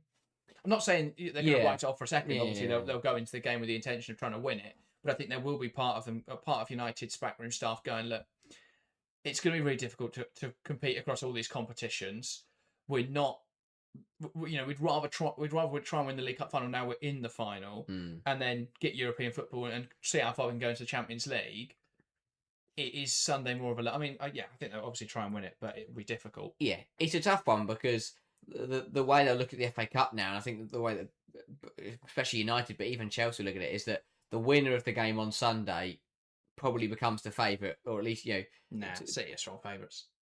Yeah, but no Europe, and they're going to rank the league up. Oh yeah, forget the league to be done. And they've got they got like Burnley or Swindon.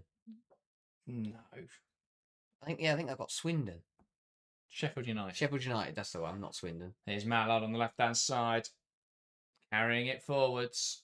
Tries to shift it to the right, and that's intercepted. And the flag up there for offside, and Mallard is furious. Yeah, it's a very easy game. Like City, the one team that did not need an easy FA Cup tie. Like if Mark Skinner was hosting Sheffield United on Sunday, I think he'd be buzzing. Yeah. Hasn't been luck of the draw for United, really. No. But I think City are strong favourites for the FA Cup. Yeah. I think semi-finals weekend they'll have already won the title. And based on their draw so far, they'll probably be playing Swindon. Yeah. Hard tell. They get Chatham Town. Not even in the competition, but yeah, Chatham get through against Birmingham. Managed to get that over the line. Now, we're guaranteed to see at least one non-WSL side into the quarterfinals, which is pretty cool. Yeah. At least two, because you've got Birmingham versus Chatham, and you've got Charlton versus Oxford. So that's pretty good. It does mean there's a lot of all WSL ties. You've got West Ham, Brighton, London City, Tottenham, Chelsea, United, and Liverpool versus Everton. Yeah. And maybe Bristol City can pull off something magical. But I think they'll all be good games, to be fair. All of those all WSL sides. It's a really good draw. Yeah. Especially if you're a fan of Arsenal or Manchester City. Yeah. Or Birmingham. Foul there from Laurent. Free kick in a good area. For United just to camp into this Atleti half. Move up the pitch. They haven't had to do too much, have they? No, I think they're probably playing at 50%. No, yeah. Atletico Madrid, Just killed it off. yeah. Atletico Madrid are doing nothing. Yeah, they came in. They started the game with a lot of belief. They started the game quite quickly, but it has just faded. Turn on the ball here for United. Now soon back to Millie Turner towards the right-hand side. Now Park. Forced backwards well. Lundqvist back to Park. And now Awujo around the corner. Miyazawa slides through. Vangerheim. Can she compete? Muscled off by Medina. Wins it back though and commits a foul on Medina. Yeah, a little bit too aggressive there from Vangerheim. Just trying to get the wrong side of the defender and ends up barreling her over. Ravine asks, have United women ever played at Old Trafford? Yes, a number of times. We were there, actually, when they played at Old Trafford last season against Manchester City. They've also played at Old Trafford against Chelsea, because Chelsea lifted the WSL there. They've also played at Old Trafford against PSG this season, because Mary Earps returned and lost, as PSG were knocked out of the Champions League phase with 1 point or 2 points. They were so poor. Yeah. So poor. 2 points. I think it's good to see that the change of format has given us a lot of action, but we're getting 8 quarterfinals where it's the big sides. It's the sides we wanted to see in the quarterfinals. I mean, yeah, I think that was the idea behind the format, wasn't it? You don't end up with a side getting knocked out just because of the grouping. Yeah. Park carrying it down the right-hand side, cuts it back. Vangerheim, a great chance for her to grab a goal. Saved well, though, by Gallardo. Too central was the strike. Yeah, good run from Park. Vangerheim does well just to drop off onto the penalty spot. Catches it well, but straight at Gallardo. Yeah, drove a lot of power through the ball, so just caught it nicely. Just had to put it either side of the goalkeeper, and that's 3-0. Yeah. Yeah, absolutely. Got to fire across. Goal United making a change. Lundqvist is substituted for Gabby George. I mean, to be fair, Lundqvist is definitely going to have to play on Sunday. But so is Maya Letitia, and so is Donna. Letitia hasn't been rested for years.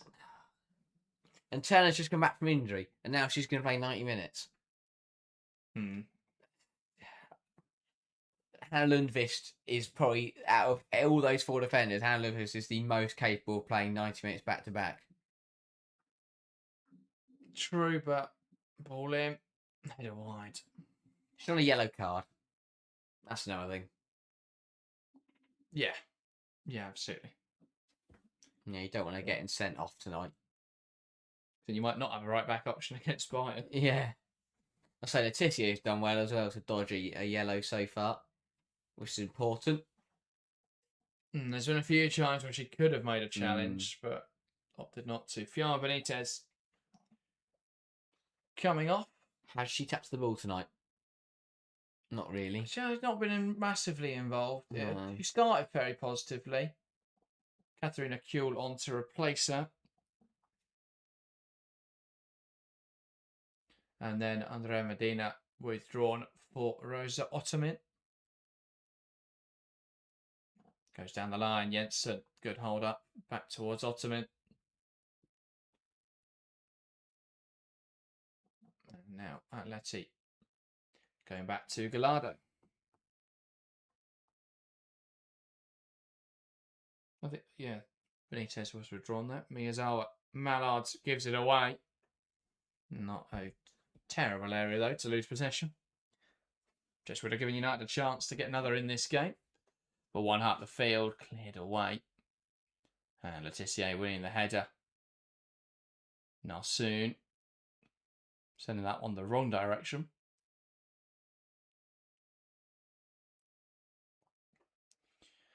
Charles Joyce launches it forwards. Brought down in midfield. Here's Awujo, who carries the ball forwards. Looks out to the left-hand side. Finds Melvin Mallard. Can she get the shot away? Mallard doesn't like the angle on her left foot. Opts to go backwards. George up in support. Mallard. George makes the run inside. Cross is blocked by Laron and out for a corner. Just work from Mallard. Probably should have had a go on goal a lot sooner. Overplayed it, but did well to rework it and win a corner. I'm enjoying Vangerheim more in that central role. Obviously, she is a striker. Yeah. And it's showing. Hasn't quite been able, though, to find that finishing touch yet. Sting says Ellen's doing sort of okay in this match. Rusty as hell, though, since she came during the off-season. Yeah, something to bear in mind as well. But also, she's not fatigued like a lot of the other players.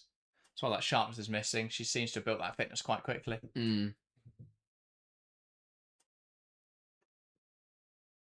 Corner for United. Taken short by Letitia Miyazawa.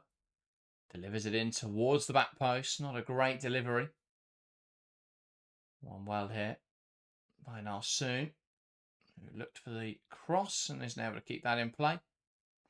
Dean took off an Atletico player, though, so that will be a United throw-in.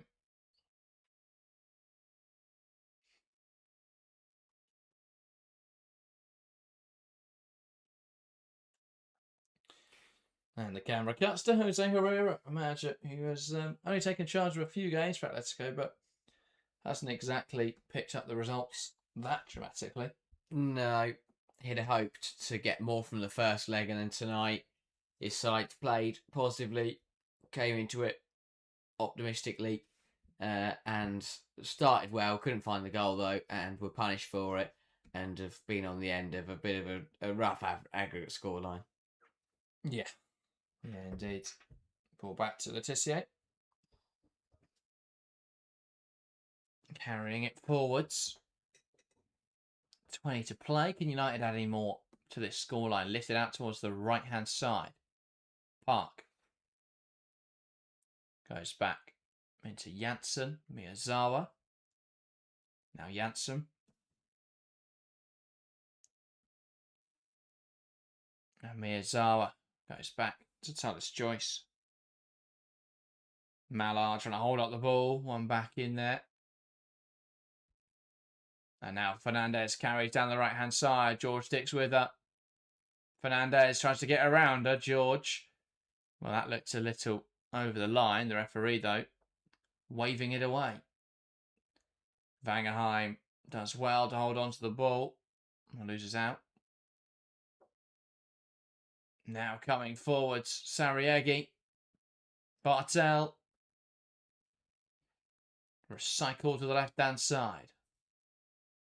Ottoman lifts it in, headed away by Turner. And now Vangerheim bringing it down and just slowing the game down a little. Mallard out towards the right-hand side. Here's Park. Can she light up the Lee Sports Village again? Lovely footwork out for a United throw. Shadow asks, are you guys going to be watching the Asian Cup next month? We're still waiting whether there will be an English broadcaster. If not, we may have to get a VPN and go to Australia for digitally. If there's any VPN companies watching that want to sponsor us, we'll let other people know which VPN to use. But I don't think there's been an English broadcaster announced yet.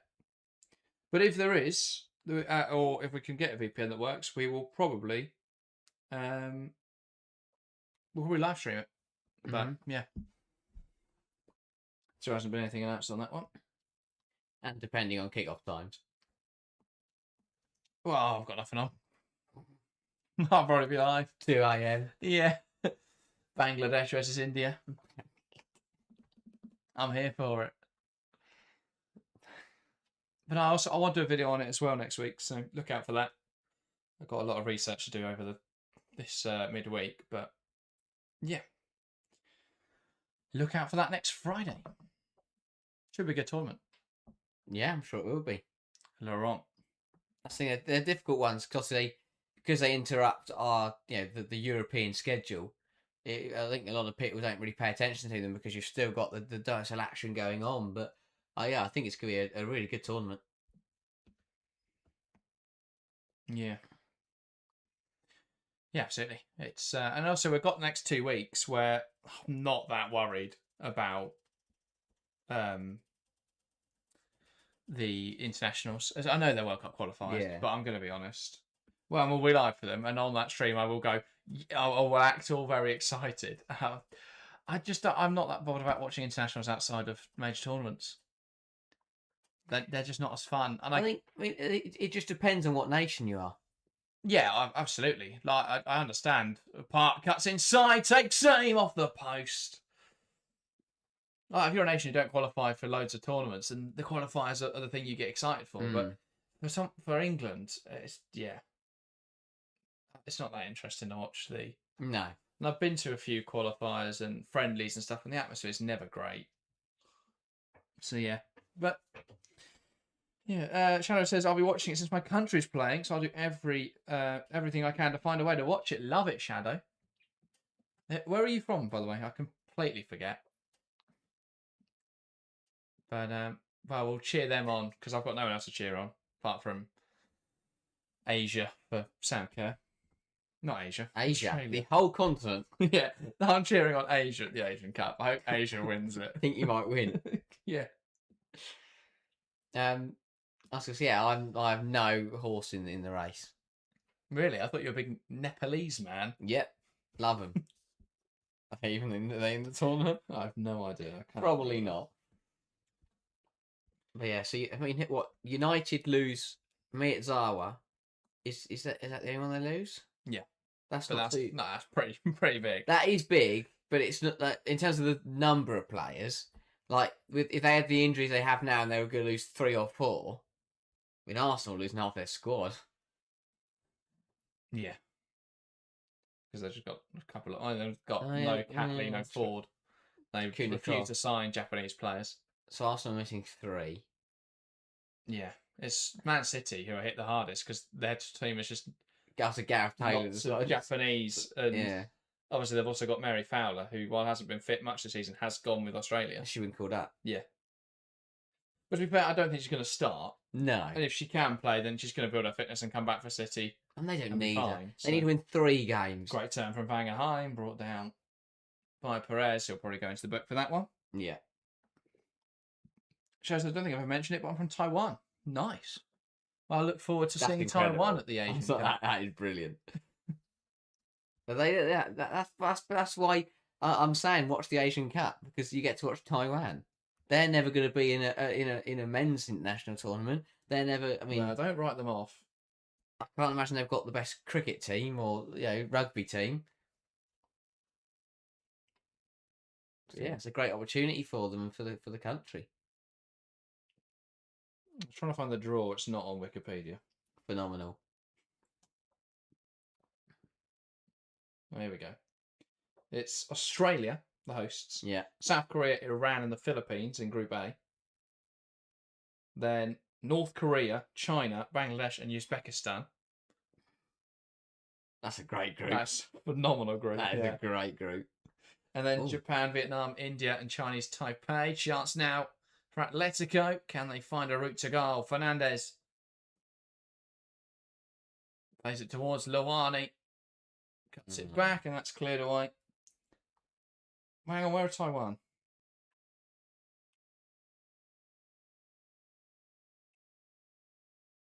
I'm trying to work out where are Taiwan. Shadow. It's 5M in Taiwan, but I don't live there. Oh, okay. That adds up as to why you're trying to find a broadcaster.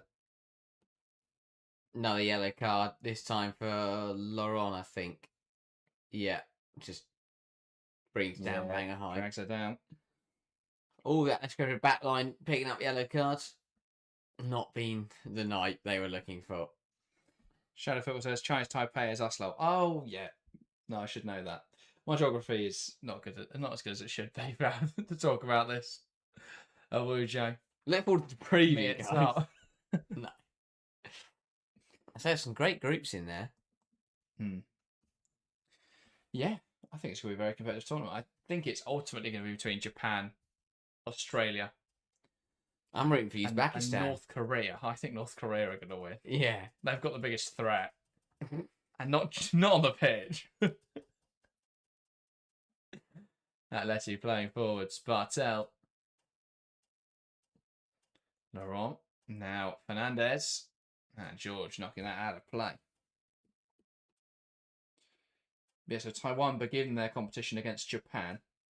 I hate to say it, but I don't think they're going to win that one. They might. But then Vietnam and India, I think they've got a great shot. And I know nothing about the Taiwan national team. Jess Park making way. And what a goal this was from Jess Park earlier in the game. Cutting inside. One hell of a finish. Lighting up the Leeds Sports Village this season. And another one for the catalogue there.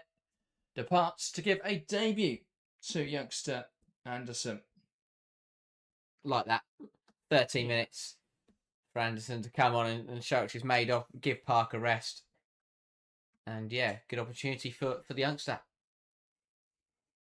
Yeah, absolutely. Jess Anderson, 17 years old, making a Manchester United debut in the Champions League Knockout Play-off Round, second leg. 13 minutes. Not many people can say that. Get a goal. No one could have this for this season. Didn't exist. Yeah. Oh, yeah, true. Actually, North Korea was always good at World Cups, to be fair. They've got a great record at under 19 World Cups, haven't they? Because before their, or under 17 World Cups, I think it's before they have to go and do their national service and become part of the military. Whatever they do in North Korea. I don't know enough about North Korea, but before they have to do that, they're allowed to compete in sports and allowed to go elsewhere in the world. So they actually go and do well. Ball into the box, bouncing around, cleared away.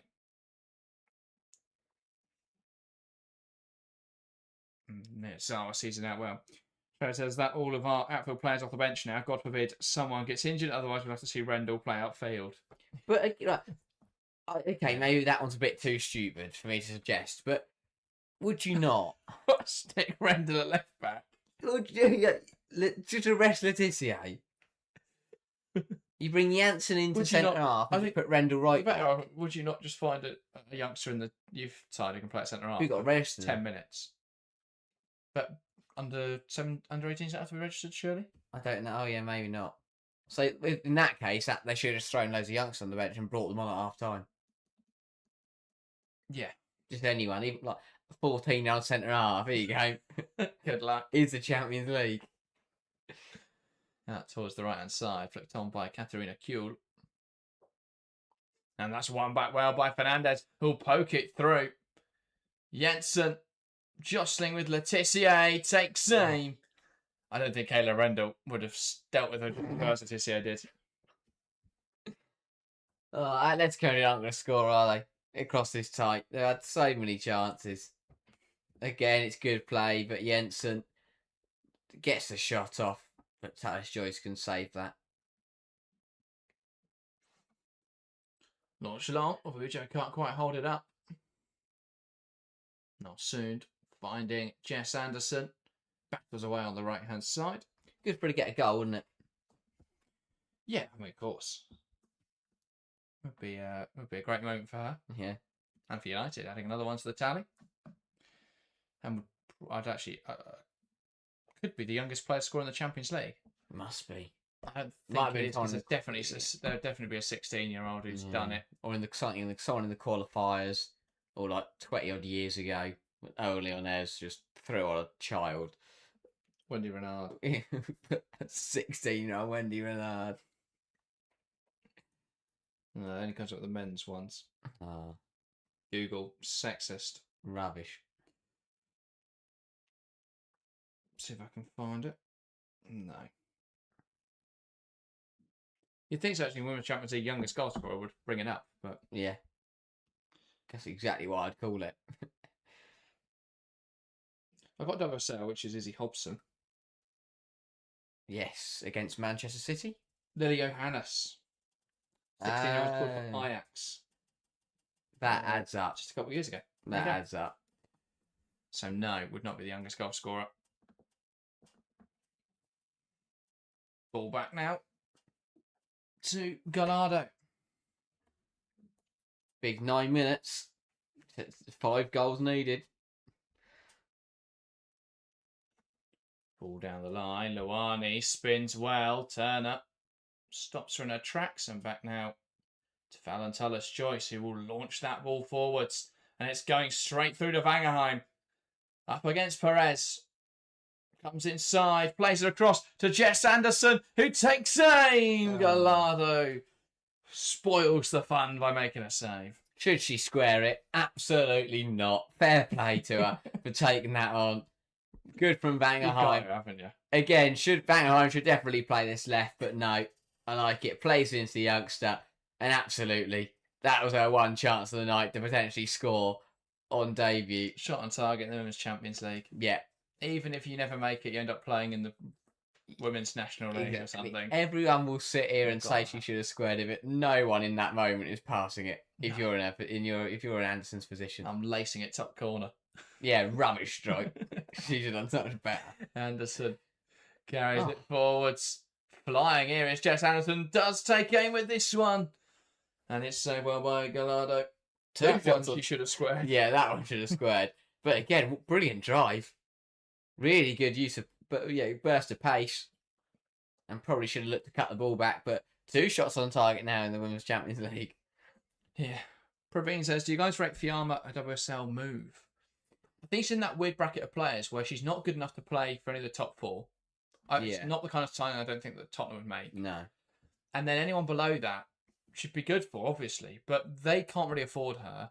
And she's going to have to take a pay cut to go there, mate. Well, it could be a pay rise, actually. And she's not going to play in the Champions League. And she's not that much of a big name for London City to splash the cash for her. They're the 3 criteria you have to meet. Either be good enough for the top 4, cheap enough for the rest, or famous enough to be bought by London City for a silly amount of money. She'll start a TikTok, then she'll get a move to London City. Yeah. Because she'll have the fame. She can do dances and lip syncs. Or whatever they do on. Yeah, I think it'd be... No, I think she's a good player, but more a PSG signing. Absolutely. That is, she's had an average Champions League campaign. They go, let's stick her in our team. This is what I'm talking about, though, by being smart with the changes, because Janssen is now... just got caught there and is now walking quite gingerly. To be fair, Fiamma's still only 21, so... There is room there to develop. I thought she was older than that. Yeah, I'd have said 24. Don't think she was that early in development, but to be fair, she's been playing for 6 years. So Skinner is furious about something. Him and his assistant were in a very heated debate there. And the fellow they send out to get booked. I love him. What's your purpose? Just to stand there and take the yellow card. Oh, and a second yellow card here. And a dismissal for Perez. A silly challenge. And Perez is dismissed. Yeah, already on a yellow card. That's a silly challenge to make. I mean, you just as soon as you start the game, you felt that there was a rashness there. But once you've got a yellow card, that was come from nothing. Now, what are you just holding, Ellen Bang? I'm holding. It's just a blatant foul. You're on a yellow. What are you expecting? And it gives some of the United fans there who've frozen a bit in the Lay Sports Village something to celebrate. Really silly. Now you can put Brendan on at right back or something. Nothing was happening in the game. It was a very no need for that. And not only she got herself a fine, but when Atletico Madrid, if Atletico Madrid turn up in the Champions League next year, she won't be able to play the first game. I just sub Letizia off now. To 10 with 10. Yeah. Why not? Bench her for 5 minutes. Just rest her. Get that bloke you send out to get booked. Get him in the 4 officials here and just say, "Can you add on no at a time, please?" I think I'd be quite good at that. Just get employed to get booked. He might be a really good coach, but I've only ever seen him stand there and get booked and be the mouthpiece for Skinner and Roberts. Yeah. On back in midfield, Ujo does brilliantly though to recover it off Bartel, shifts it wide to Mallard, who wants to take on Fernandez, and Atleti down a player, looking pretty porous here. Blocked well though by Fernandez, and good goalkeeper from Gallardo, communicates effectively, catches it well. How many red cards is that, by the way, now for Atletico Madrid in the Champions League? It's at least 3. Yeah, I think it's 3 on the dot, which is horrendous. That is a really poor record. Unfortunately, there's no easy way to see, I don't think. Without looking. But 1 against Bayern Munich, So one against Leones, one against Manchester United, two against Manchester United now. Red cards. Luani, Alexia, and Perez. Wow. Dear. 3 red cards in 8 games. And Real Madrid about 2. That's not great either. No. I bet you they'll get one within 3 minutes against Barcelona. There's only been 9 yet red cards awarded, and 5 of them have gone to the 2 Madrid clubs. Who have the others gone to? Dominic Janssen, Yeah. Caroline Moller-Hansen at Benfica, Oh, Queen Savic of Volorenja, and Teo Groboval Oh, yeah. yesterday. And So, how many of them were given by Demetrescu? 9. No, Frappar's had a good game. I love Mine it. doesn't she? Exactly. I love watching games refereed by Stephanie Frappart because you get no problems. Even like the little fouls, everything is just every call is correct. George down the left-hand side, Mallard. If the refs award more than 2 minutes additional time, their job's worse though. Yeah.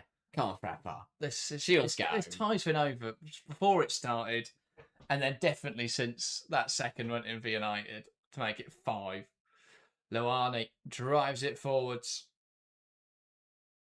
Stood up well by Narsoon. Loani cutting it back. Tissier pokes it away. Let's go. They've only made 3. Are they just given up? No, they made 3 changes. Yeah. No, I was just thinking we haven't seen any changes in we saw Luani come on, but Jensen's still on there. I thought we might have seen someone get an appearance, someone else come on, but no. it's away by Miyazawa. I think there'll be 3 minutes added time. I will say 0. Just play the whistle at 8-9. No. Miyazawa into I Letitia. think Jose Herrera wouldn't complain. Now Turner.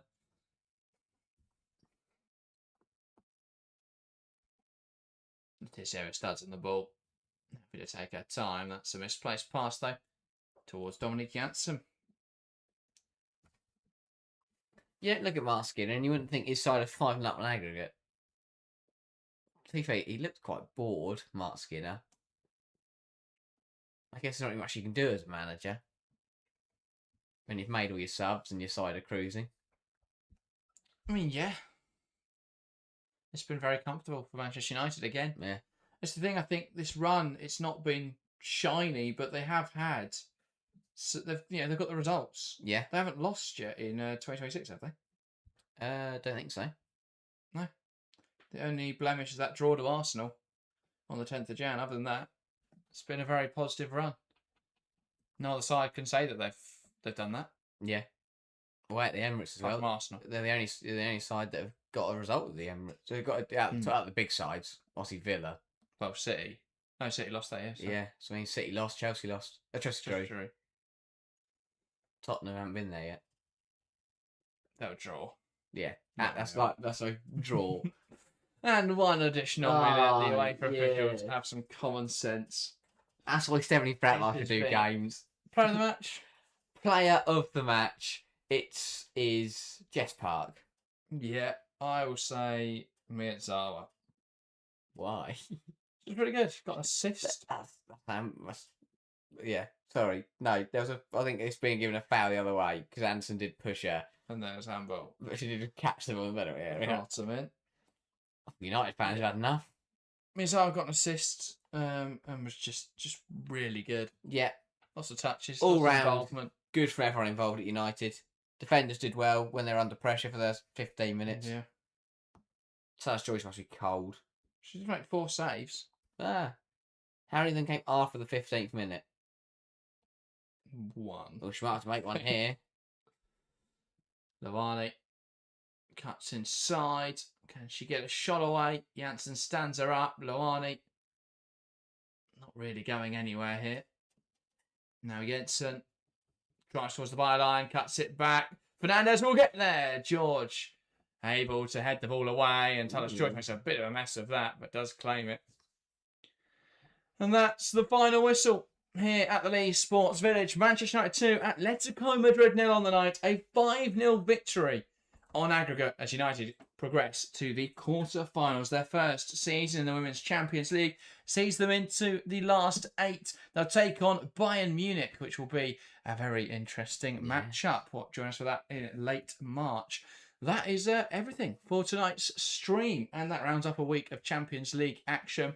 Or 2 weeks of Champions League action. We're back this weekend with FA Cup action, so join us on Sunday for the double header. We'll be live Sunday morning as United take on Chelsea, and then we'll be live Sunday afternoon for the Merseyside derby. We'll also be back on Monday for the last game for the international break as London City Lionesses take on Tottenham in the FA Cup. So lots of FA Cup action to look out for over the weekend. We've also got a video dropping tomorrow. Keep your eyes peeled for that. Bit of a different one. I don't think anyone would guess the topic, so look out for that one. Harry, I don't think you would even guess the topic, and you edited it. No. There we go. That is everything. Thanks very much for watching, and we'll see you next time.